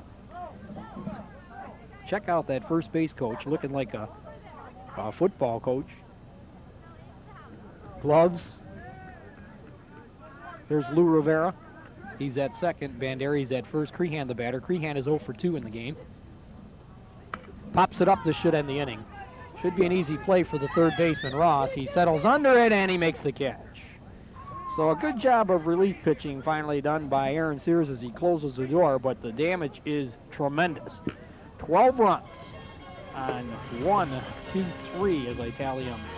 4, 5, 6, 7 hits. 5 Steeler errors and 2 runners stranded on base. So at the end of 3, it's now Williamsville South 12 and Lackawanna 4. Nanny is getting a hot meal every day. The Rosenthals have a plate. Well, I'll tell you what. Discussing the action. Aaron Sears came on and did a pretty good job. Respectable, went 2/3 of an inning. No more damage done. Got a couple of outs. Well, but the damage is done, Frank. I mean, in a big way. Do you think so? Well, I know so. 12-4 lead when you're playing against a team that's been on a roll all year, as Williamsville South has, and Lackawanna, not a great hitting team. They, everything was in order for them to spring a big upset here, yep. and not a huge upset, but a big upset, I would say. Well, I'd say an upset in the sense that it sets the table for the playoffs, where Right, you right. can beat somebody. Now you got to be snake bitten. Now, if you're Lackawanna watching this, and I know a lot of the kids, don't get deflated, because here, all you have to do is make the plays, and you're leading this game 4-0. And if you don't make the plays, you can't expect to win big ball games. And leadoff batter here in the top of the 4th inning. Greg Ross, that will be. Greg Ross. And here to call the play-by-play over the next 3 innings, the middle innings, the 4, 5, and 6 innings, is my good friend and colleague, Frank Stewart. He grounded out his first time up, Greg Ross does. This is a big bouncer right back to the pitcher, Korean. And, hey, we've got a quick first out here to open up the top of the 4th inning, score that one 1-3. So Ross sitting in the 9th spot has hit the ball hard twice, but right back at the infield. As you look at Rivera over there at first base. Chris DePrino. And a question for you. Was that the longest half inning that we ever I believe broadcast? It was. I believe it does. It qualifies, yes. 22 minutes. Big ones. Oh, man, oh, man. OT. And the ball up high to this pitcher, leadoff batter, Chris 27 DePronio. minutes. So they got to get that clock set up, the Mickey really. Mouse watches. Well, they got that sand thing in the hourglass. Swing and a miss, and a big cut there for Chris DePronio, who's 0 for 2, reached on an air, stole a base, and then popped out to second base. His second time up in the 2nd inning. This is the top of the 4th with 1 out. Chris Crean throws very well. That's a beautiful pitch. Breaking ball, splits the plate. Can't believe you put 1 that ball, glove 2 on. strikes. Oh, you want I it? can't believe you got to tough it out. Oh, not me, boy. Nice breaking pitch, and he gets him. And the catcher, Bassett, is firing the ball down at third base as DePronio looked back at the umpire. So there's 2 down here in the top of the 4th inning. Action starting to pick up a little bit. And Aaron Sears comes to the plate. 1 for 2 with a run scored and an RBI. Stepping in. Oh, he went after that pitch, I think. He say yes. Breaking ball in the dirt. One of the toughest pitches to hit if you're a hitter is that big bender, and that's what Korean throws. Comes right back at it, and Sears, a little defensive swat at it, is in the hole, 2 strikes. Top of the 4th inning. When last they were looking at the scoreboard, it was 4-0, and the Steelers were on fire, jumping up and down on their bench. It's unbelievable. Things have turned completely around twice, and they trail 12-4. That's one of those when you watch the scores on TV and you see 4-0 Lackawanna over South, and then you see 12-4 South over Lackawanna. You can't believe it. Swing and a miss, strike 3, and that breaking ball really cooking now for Chris Crean. And hey, what a quick inning that was. In the top of the 4th, 3 up and 3 down, no runs, no hits, no errors, none left. We completed 3.5 innings of play here at Williamsville's Billy's Field, and our score remains Williamsville South 12 and the Lackawanna Steelers 4. And look at the third tally there. 9 errors by both teams, and the weather somewhat of a factor. Oh, absolutely. I bet in, you. in the errors. Absolutely. But, Frank, have we or have we not had plays? Now, you coach at what level of Little League? What we would call a young majors level, which would be 12 and under, and just moving up to 13 and under now. Okay, fine. And point just being, under high school a lot ball. of the kids that you coach are not going to go on to play high school ball. Maybe a scattered few will. What would you think about some of them kids if they didn't handle some of the grounders that we saw go through fielders today? Well, I'll tell you what, as a guy who's been around kids for 6 or 7 years now and coached them, we spend so much time on the fundamentals, I can tell you point blank that a couple of those would not have been played like that. I can tell you point blank. Oh, that the players were playing them wrong. The players would not have played them that way, exactly. Exactly. Only because of repetition. Now, I'm not sure, what you're asking me, but I'm just saying that the fundamentals well, what I'm need to be saying is repeated. that there were a few plays out there for both teams Yes. that I've seen 10 and 11-year-olds make with no That's problem. And you know why that is, though? Why is that? I don't know. Repetition. I really don't Fundamentals, know. Practice it over and over and over again until it becomes second nature. Now, they practice them all day in the pros, too, and they continue to make errors. Yeah, but not, well, never mind. Let's leave that alone. Get carried away with that kind of thing. All right, here in the bottom of the 5th inning. Bottom of the 4th inning, excuse me. Brian Hansen's been around a while. If you look at Aaron Sears, 14 pitches, 6 strikes, and 8 balls. He's going to try and keep them off balance like he did in the first game, and get them to swing and go underneath the ball, pop-ups, and not get good level cuts. Well, you got to have the defense behind you in those situations. Petronic had it for an inning, then it fell apart on him. A little bit of a high fastball, ball 1. This guy, number 18, John Maslow, hitting at 375 coming in, is 0 for 2. Bounced out to third base and took a third strike. Comes inside and brushes him back off the plate. 2-0 the count.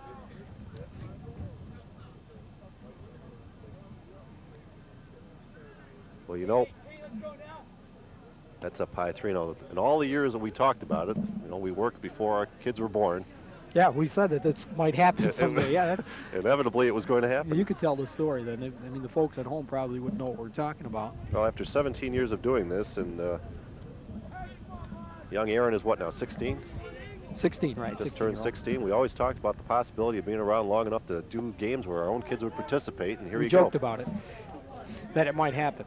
And what's remarkable, the grayer my hair gets, the darker your hair gets. And I don't understand it. Lackawanna. 3-1 count. Ripped to the second baseman, who spears the glove at it and makes the play. Pawlowski with a nice stop on that one. And that's the first out here in the bottom of the fourth. Well, good. John Maslow's good bat. Line drive by Maslow as he hopped on a 3-1 pitch. He's up there with a hack with a 12-4 lead, and he hit it hard, but right at the second baseman, Pawlowski. I think if the score hadn't been 12-4, maybe Coach Hansen would have him possibly looking at one more pitch. But that's a hitter's pitch, 3-1. Well, absolutely. And he drilled it. He hit it well. This is Matt Messler squaring the bunt, and he gets the bunt down, and it's a beauty. Oh, I don't know if there's going to be a play on this. The throw attempted, and Messler beats it out with an infield bunt single. Beautiful play from the ninth man in the hitting order, Matt Messler, now at first base. And a good job by Messler. He saw the third baseman was way back. He put it in a spot where only the pitcher had a potential play, and it wasn't even close at first base. That, there were 2 steps past the bag by the time the ball got to first. Yeah, he caught the third baseman leaning back, says, I'm going to put the ball down that line. It's going to be a base hit. But, you know, it was interesting. He showed it so early. No, you'd have thought the third baseman would have been charging a little bit more on the play. Maybe had a better chance at it. Top of the order with Anstedt, and this a hard shot to the ground ball side of second base, and the Pawlowski throw to first base. Double play to close out.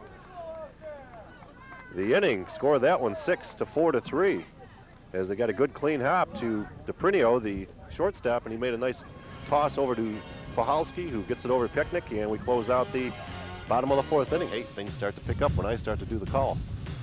In the inning, no runs, 1 hit, no errors, none left. After 4 full innings of play, the score: the Williamsville South Billies 12 and the Lackawanna Steelers 4. This summer, go to the movies with Showtime. Go for the action in The Line of Fire. Go for the romance with Sleepless in Seattle. And go for the adventure with Cliffhanger. Order Showtime now and you'll get big hit movies all summer long. Oh, really? Now we're getting down to it. But you better hurry. Showtime's big hit movies are about to explode without you. Order now in time to go to the movies with Showtime.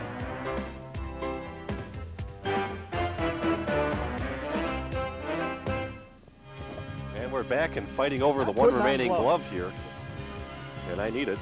You can put your. Can't believe you wimped out. You're wearing gloves to do play-by-play. Look at that old beat-up equipment. You got to love it. Very useful. Hey, play it again. Play it again, sports. I stopped that stuff in. I stopped over there. Took a look at some of this stuff. Nice stuff there. Come on, put your money. What are you talking about? It's a struggle every day. This is Petronic to lead off here. Jeff Petronic hitting very respectable .452, and he is one. I can't make out your writing. It's so cold that my brother-in-law, Ed Petronic, Jeff's dad, just came and stole my coffee. Bouncing ball to Bandari, the shortstop, makes a nice play, goes to first, and they've got him. Good run up the line by Petronic, but a great throw and play by Bandari, the shortstop. And Petronic was, what, 2 for 2? I can't make out. No, Petronic was 1 for 2. A 1 for 1, a walk and a triple. A walk, that is, okay. Well, I'll tell you, that's a good play by the shortstop, Bandari. He's a terrific player. He's got great range, strong arm, fired a bullet over, and Petronic runs well. He sure was up the line in a hurry and made the play close. Good stop by Bandari, as we said, and that brings up number 24, Mike Salvaggio. 0 for 2, bounced out to the second base side and bounced out to third base. Top of the 5th inning. That's a little high. Well, Crean has really improved in over a year. Can recall coaching against him at Pilot Field last year. And he's a nice breaking ball pitcher. Breaking ball outside corner. He puts it in the right spot. Salvaggio looks at a strike. 1-1 the count. I wouldn't say he's overpowering, but he's not actually slow either. He has a little bit of pop on his fastball. Big tall guy.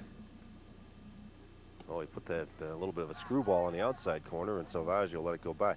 He's the type of kid that with some weight, might develop into a nice pitcher. Well, they all bulk up. It's just a question of when. You know, and I know your son is a young junior. Right. He's Probably one of the youngest kids in his class. Had he'd been born a week later or something, would have been an older sophomore and playing varsity ball and have an extra year of high school ball eligibility. That's a tough thing sometimes. And when they bulk up, it's sometimes not in sequence when their athletic skills can be utilized at the high school level. Lost the bat on that swing. 2 strikes, 2-2 the count to Salvaggio. Well, the Steelers are deflated. They are morally down. Yes, they are. They'll have to regroup, and they play Springville next week. It will be a huge win for South because I thought they were ripe, and with Petronic pitching that they were going to go down in this game, and when it got to be 4-0, Lackawanna had them right where they wanted them. Yes, they did. They were in full command. Swing and a miss, and strike 3 as Korean is really starting to heat it up here since entering the contest. He's done the job mowing the Steelers down, and there's 2 outs here in the top of the 5th, and that brings up Jason Echeverria, the catcher. That's Glenn Echeverria. We had that switch, Jason Fick and Echeverria, so pardon me, on the first names. Glenn Echeverria. Glenn played football, I recall. He was a nose tackle, was he not? Yes, he was, and the backup quarterback. He's a pretty good athlete. Strike on the outside corner. Remember, he was the kid that moved on to nose tackle when he wasn't getting playing time at quarterback because they had the all-star Western New York player Warren Miles there. Bouncing ball. Oh, I'm sorry. Pardon me. A line drive in left field. I lost it for a second. And they look to the left field side, and Echeverria rips a clean single to left field. Well, as the years go on, you got to go to bifocals. Well, you got me in this chair here, and we're climbing up a hill. Isn't it nicer the way I set up these chairs? Oh, I got this bar in my vision. I got to keep going up or down. You see the there's good Echeverria, swing. a solid hit into left field. Well played by the left fielder, bringing the ball in. Messler to the plate, and that brings up Jason Fick. Oh, rips it to right center field, and that's going to fall in there. That's a base hit. Oh, beyond the center fielder and off the wall and out through the fence area, and that's a stand-up double. Oh, ground boy, roll that's double. a bad break for Lackawanna because the runner was going to score on that hit. Echeverria with no problem, and in fact, Fick, he might have, I'll tell you what, he might have had a chance for an inside the Parker. At least a double and potentially a triple. Well, let's watch. Fick hits this ball so hard that it will get by the outfielder. Now the outfielder's got to track it down, probably a double, maybe a triple. Yeah, I'd say a double for sure, no more than that. But the runner would score easily on that hit. Well, Jason Fick has certainly broken out, hasn't he? Yes, he has. He's 2 for... 2 out of 3, right? I can't make out how you write. It's... Well, let me keep the book then. No, I can't have that. What does that say there in the 3rd inning? What did Jason Fick Fielder's do? choice. Wow. Okay. Well, really, the game's only 4 innings old, and even if it's 7, if you're really on top of things, you should remember what these players did. After that 12-run inning? Are you kidding me? I was dazed. All right, Dean Pahalski, he's 2 for 2. I can see that for sure, and he's got a run scored. Chased the bad pitch, ball 1. Or pardon me, strike 1 as he went low on the outside corner with location. Crean did. Well, Dean looking to get the Steelers back in this game somewhat. Greg Piechnik is on deck. There's 2 outs though, and runners at second and third, and after the single and double. A base hit here will cut the deficit. He gets a hold of it, bounces it off the glove of the pitcher. Tough play for the second baseman to throw to first, and they get Pahalski, who runs well to close out the top of the 5th inning. No damage done as the Steelers give it a go. No runs on 2 base hits. We had no errors and 2 runners stranded for the Steelers. So, after 4.5 innings of play, our score, the South Billies 12 and the Lackawanna Steelers 4. And I got to ask you, I went and saw the movie Major League 2. Have you seen it yet? No, I haven't. You should go see it. I heard it's good. I think it's very enjoyable if you're a baseball kind of family, and I know your family is. You like to get out I like in the baseball. summertime. Hey, there's my sister. How would you know? Petronic, yeah. How would you know? Well, I could tell by the looks. That Sturgeon Sears chin, huh? Now that is a true. Can we get another shot of that? That's a true baseball fan there. Oh, Team down that's a 12 mom. to 4. That's a devoted mom. That's a mom. That's right. Comes to all the games. I mean, that's the in look, Marcia, for the 90s for baseball. Especially here in Western New York, it's been awful. There you see Aaron Sears up on the mound, taking his throws.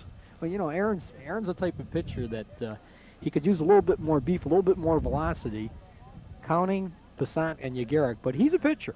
He's going to keep you off stride, and he's going to keep you in the ball game, and he'll get hit hard on occasions. But if he spots the ball around, he's going to get you out more than he's going to get hit. Even the Birds are going south. Winter's coming back to Buffalo. Now he's thrown a total of with this game 6 innings against South. Now they have only had him for 3 hits in 6 innings. Eric County to lead off. County is looking at this 1 for 1 with a stolen base, 2 walks, and 2 runs scored. He was picked off earlier in the game after drawing the walk in the first inning. I think the unfortunate thing for this is if people are tuning in now and they're putting on the score, well, 12-4, Lackawanna and South. Well, that's a mismatch. You know, Lackawanna can't beat that team, and I don't think that's true. I just think that they had a very bad start to that inning, and if they make the routine plays, as you look at manager Brian Hansen, No way, we've got 12, a different score. No way, 12 runs scored. No, no way. they actually still should be leading this game, or it should be about 2-2, because South gave up a couple of runs, too, that they shouldn't have. Well, that's baseball, though, unfortunately. That's the baseball. Things go, they go in a big way. Eric County leading off here in the bottom of the 5th inning. Pitch high and in tight, ball 1. But the Steelers, they cannot really expect to do much damage in the playoffs, and I think they're a threat to do a lot of damage in the playoffs if they play defensively like this. The bunt put down towards first base. Should be an easy play for Sears. He comes up, throw, quick speed down the line there from County. But Sears with a stronger arm gets the throw over there. And that's the first out of the inning. So Brian Hansen going with a little bit of bunt action here.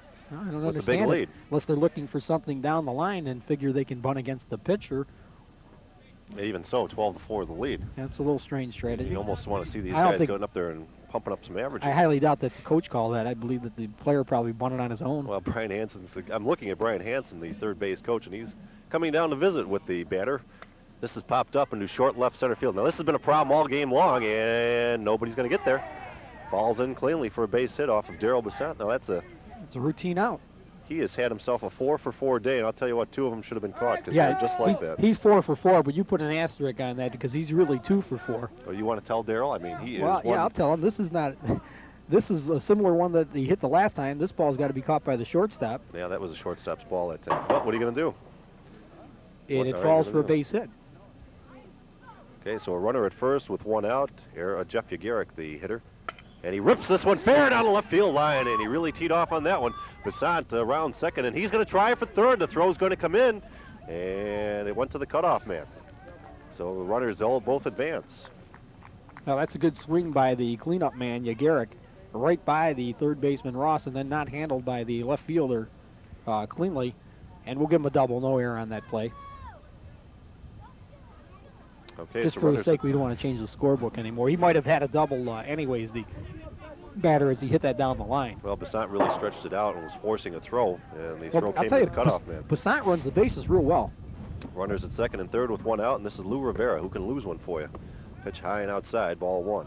Rivera has had a good day also, 3 for 3 with a run scored. And this is similar to the inning when they scored 12 runs. Instead of having 2 outs and nobody on base, all of a sudden they have second and third and 1 out, and they're going to score. Well, they're that good a team.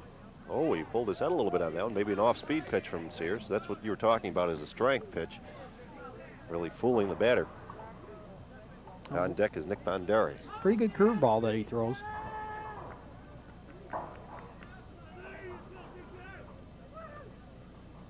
Bissant is an aggressive runner at third. Fly ball, and it's going to pull foul. And he hits it all the way to the wall out there. I'd like to know who owns that home. Somebody's got a couple of loose change. I know. Well, for a home like that. Well, I think that you asked many times when we come here if you can move in with them. There's got to be room in there for you somewhere. But they'd probably accept me. Of course, they couldn't feed you, but that's another issue. 2 strikes to Rivera. Well outside.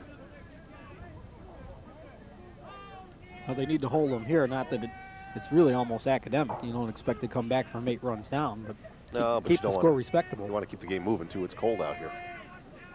Good look from the center field camera as we bring it in focus. And Rivera lays off that one, and the count goes to full now. I think when Aaron watches this back, if he has one fault as a young pitcher, he needs to bend a little bit more at that awkward stage, being about 6 foot, or shade over 6 foot. You got to bend those knees, and when try and get a full strength behind a pitch. Bouncing ball, big hop to Pahalski. The run will score, and they go to first for the out. So a fielder's choice there, and the run comes in with an RBI is Rivera, and we have a 13-4 game. And moving up to third base is Jeff Yagaric. A good job by Rivera after getting down 2 strikes. He's able to make contact and pick up an RBI. See awful cold on the players and on the pitcher's hands. Banderi I like the way he plays. Good, solid player. Yeah, very steady shortstop. Doesn't make too many mistakes. Pitch in the dirt in front of the plate. Pretty good hitter, too. Ball 1. Banderi is, let's see, bounced to the shortstop, singled, and drew a walk.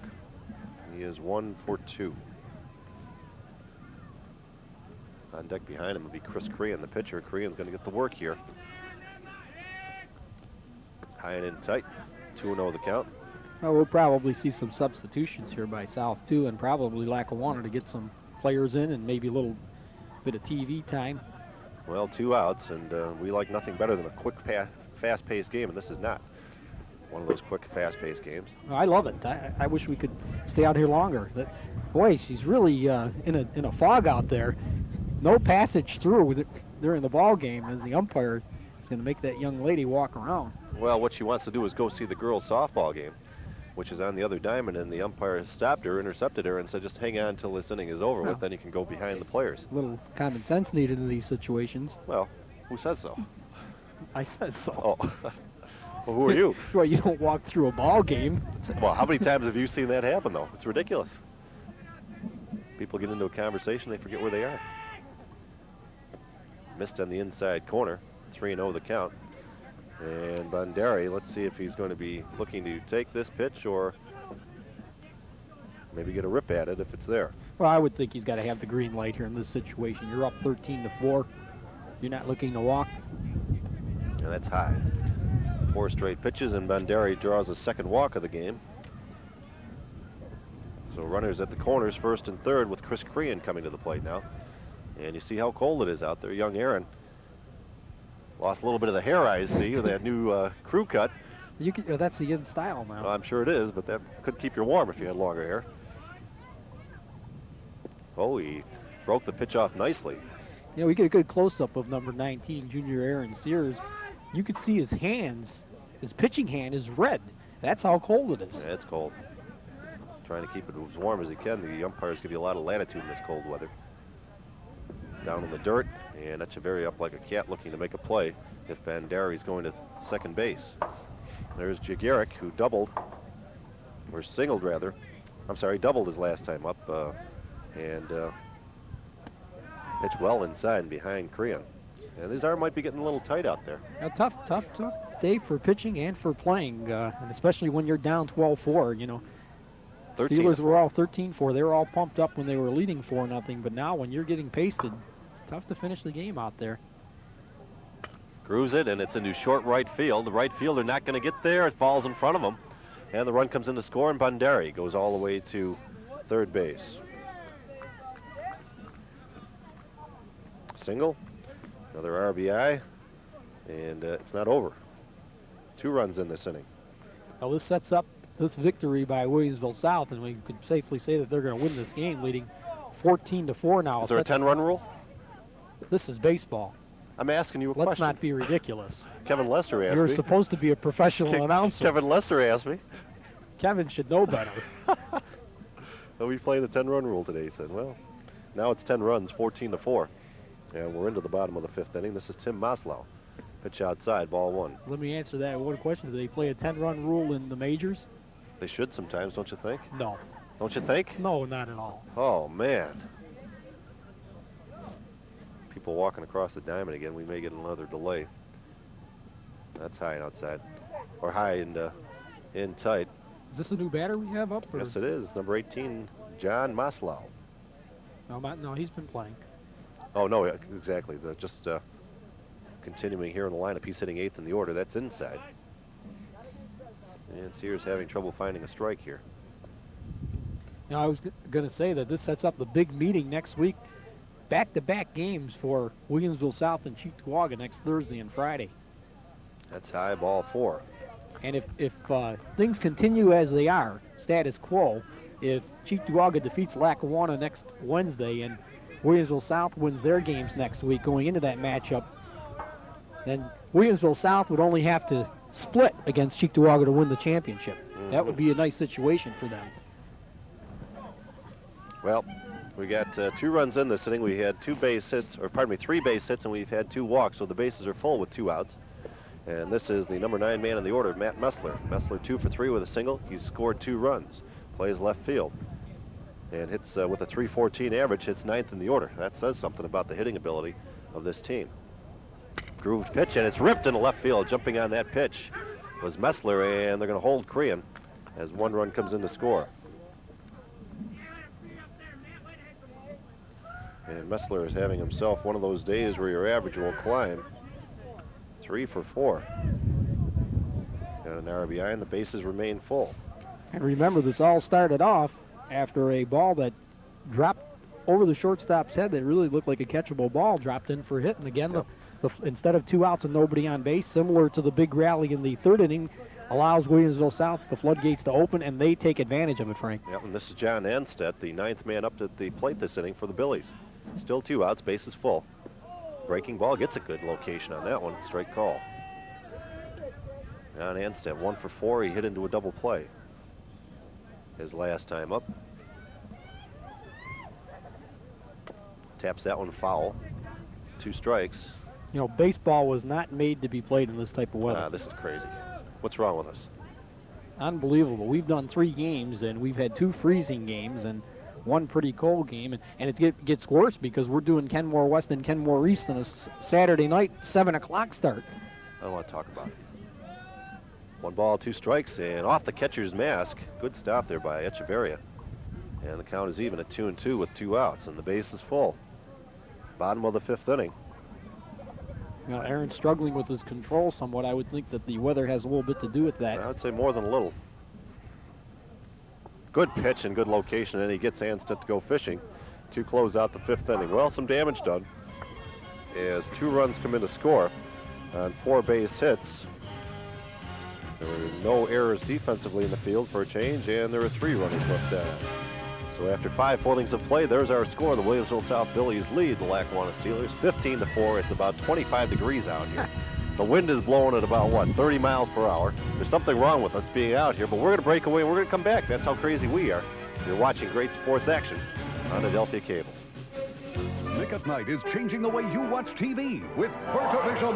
A simple demonstration. Classic television looks pretty good, but watch the Vertivision system go to work. Wow! Each night, prime time is one solid block of one classic show.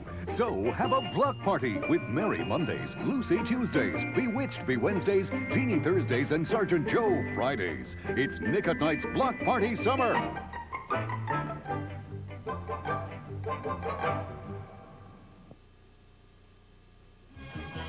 Well, Frank, totaling up the statistical book on Aaron Sears, I think Chris DePronio's up and warming in the bullpen. Pietnik is going to lead off here, Frank, in the Steelers' 6th inning, and they have got to be a little demoralized here, down 15-4. If I could give them any view, since I know a lot of the young kids, is to keep their heads up. And for Williamsville South, I mean, you have to credit them. They're an outstanding baseball program, an outstanding team this year, and they are going to be tough to beat in the B1 playoffs. And the Steelers will have to improve their defensive effort and their fundamentals to go a long way in the playoffs. I'd say so. There's a foul tip off the bat of number 18 for the Lackawanna Steelers, and that's Greg Pietnik, Frank, the first baseman. You would think going back to that 1 inning after you could see the first error by the 3rd baseman. Okay, that happens. That ball, is he called? Is that the football coach, Bill Moore, or is the baseball coach? That pitch up high from Crean. You wouldn't think that an error a routine play that would go through a second baseman could result in that much damage.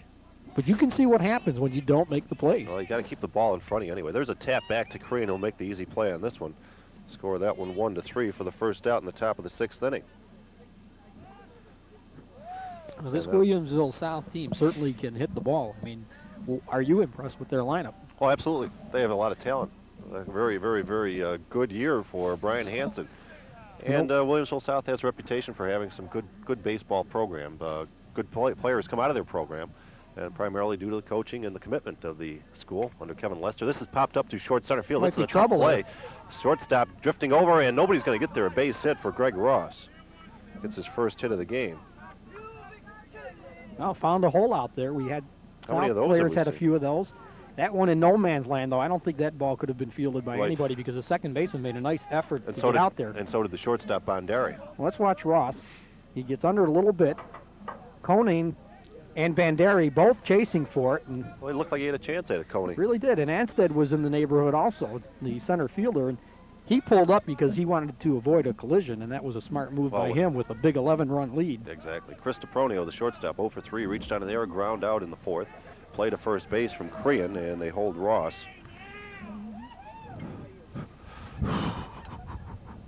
Will you stop? That's just a little play acting. Foul tip back to the screen. I don't fall for that. You aren't believing? I just can't believe if we get a shot at you, you're wearing gloves though. What, are would you a director? Brett Musburger wear gloves? Absolutely. Are you a director now? Just do your job. You know what your role is here, just like on the basketball court. Don't dribble so much and give up the ball quickly. Missed inside, trying to paint that corner. Well, I laid off for about 3 weeks, and you missed out playing. I went there. I had trouble going up and down the court. Something new? Fastball, blew it by him. 2 strikes. A pretty smart pitcher here, Crean. He feels like he can overpower DePronio, so he's giving him the hard stuff. And that's a sign of a good pitcher. Exactly. You got to know what your strength is against the opposing pitcher. They go to first, and good stop there by Rivera. And he knows it. There's one out here, runner at first base. Like you said, know your role. There's no shame in you being a 6th man. That's up high. What are you talking about? Put that headset back on. What are you talking about? How many guys asked if I was showing up because they know that they got to score more if I don't show? You're not answering. Nope, absolutely nobody asked where you were. They weren't concerned. And I know that's not true. I know. I have friends somewhere. Except for Mike Scales. My good buddy. My good buddy. DePronio working to get himself a walk here, maybe. And there's a strike. He looked that one right back into the catcher's glove. Well, Chris is going through the period here where he's become a defensive hitter, where he's not as aggressive as he should be, because he's a pretty good little hitter, and he's gone through a little bit of a slump. And when you let that start to bother you and take it up to the box, you're in trouble. Yeah, well, you can see he's not confident. This breaking ball wow, bends so far that bent Mr. Sears over. Aaron is 1 for 3. I don't know if the wind got a hold of that one, but I didn't see his breaking ball break that much. Well, takes him outside now, 1-1 the count. Good eye up there. You could see Aaron now batting a little, the count, little defensive. He struck out twice in this game, and throughout the season he has not struck out much. And they're feeding him a lot of breaking ball stuff, and he's giving in, and you can't do that. Fastball, he rips it. Oh, he drilled the ball, and Garrick, the third baseman, was in great spot to make the play, and that was a real line shot off the bat of Sears, but it's going to be the 3rd out of the top of the 6th inning. So in the inning, no run score, 1 base hit, no errors, 1 left. After 5.5, the score. It is Williamsville South and the Billies 15 and the Lackawanna Steelers 4. And it is time to talk about our generator. Well, tonight's generator is courtesy of RB Uren Equipment, located at 1120 Connecting Road in Niagara Falls, New York. RB Uren is a rental, sales, and service company, radio dispatch, which prompt the delivery to all of Western New York and Western Pennsylvania. Call them at 283-4466 or 773-4104, 773-4104 or 283-4466. RB U Rental Equipment. And Chris DePronio, nicknamed Peck, will come on to pitch, and that's a little bit better swing there by Aaron Sears to end that inning as he hit that ball hard. And the Williamsville South, the blue colors, and they have lambasted the Steelers here, 15-4. When you look at the final score, Frank, it will not really be indicative of the way the game really should have went. Well, you're absolutely right, but here we are in the bottom of the 6th inning, and we have our 4th pitcher of the day for the Lackawanna Steelers, and pitching's the name of the game, and the Steelers pitching just didn't hold up along with the defense around them. Well, I wouldn't say so much the pitching as the well, I'll tell you defense. What, they got 6 and 8 is 14 hits. They have 14 hits, but I could count at least 4 or 5 that really were of the given variety. Well, 10 hits is still enough to win the ball game. They are a good hitting team. Well, you hold Williamsville South down to 9-10 hits, I think you're doing your job. They're that good of a hitting team. Okay, we're into the bottom of the 6th, and the line work for Aaron Sears. He worked 2 2/3 inning, allowed 6 hits.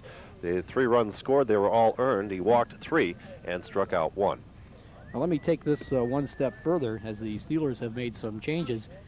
If Lackawanna plays flawless ball, do they win this game, or are they leading at this point if they make their plays? Well, let me think about that, because the hits that came in off of Sears there last inning, in the 5th, Bissant's fell in there, but then Garrick's was a solid double, and Crean had a solid hit. So it's possible it would have been like a 5-4, 6-4 game, and maybe Yeah, maybe. The Steelers still have a shot. But the bottom line is, for Lackawanna or for any other team, as you look at Aaron Sears going to second base now, is that you have to fundamentally make the plays or you will not win, period.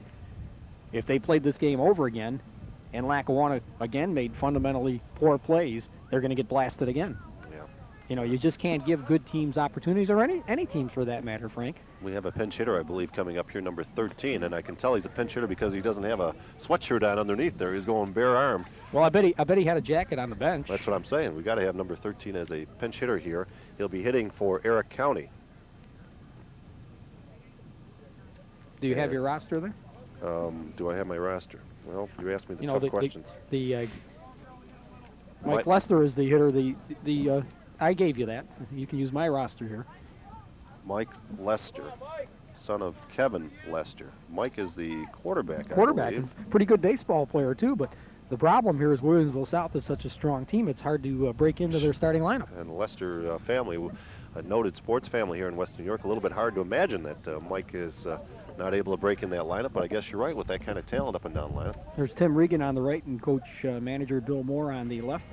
Mike Lester hitting a .273 with 1 RBI this year. Well, he was a quick little quarterback, wasn't he, on the options, and he threw very well? Excellent athlete. Made his dad proud many times. That pitch up high. Now, this pitcher out there, first name is? Chris DePronio. DePronio.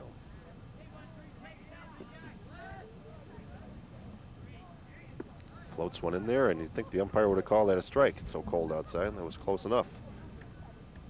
But he said no, too high. Here's one groove, strike called at the knees. And time for us to start considering or thinking about our player of the game. It's too cold. And, of course, that's your duty. It's too cold. Floats one in there, 2 strikes, 2-2 the count. I think that's on the format. Oh, pardon me, he struck out. I didn't realize that the first pitch was called a strike, so Mike Lester goes down looking. As a pinch hitter, you want to get some cuts up there, and he didn't get it that time. Well, there's a happy young pitcher, Chris DePronio. My mistake.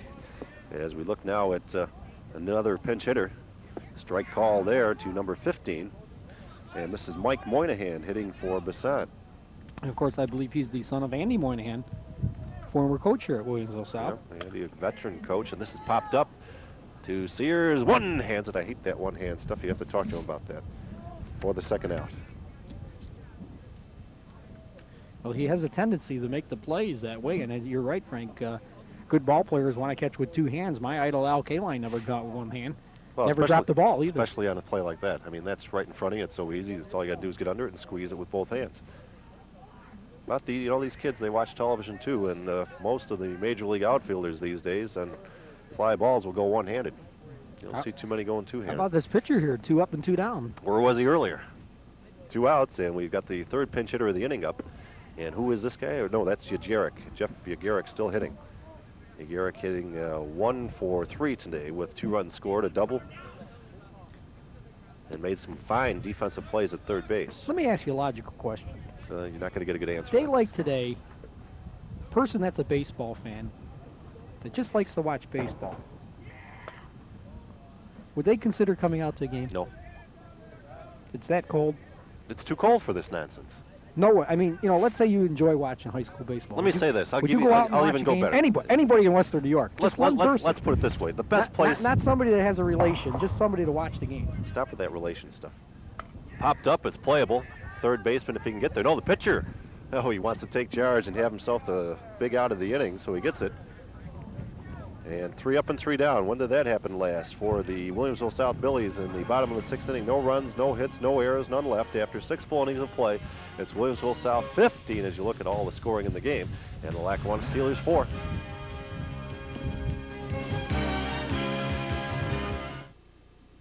Hi, I'm John Butler, General Manager of the Buffalo Bills. Come out and join me for the 3rd annual Tournament of Love to benefit Camp Good Days and Special Times on Monday, June 20th at the beautiful River Oaks Golf Club on Grand Island. For more information on this day of fun and great golf, call Camp Good Days at 834-1995. I'll see you on Monday, June the 20th. Hey, that's Gary Black. what's he doing out there all by himself facing the wind? You know, he does a Center great field. job on the commercials, too. I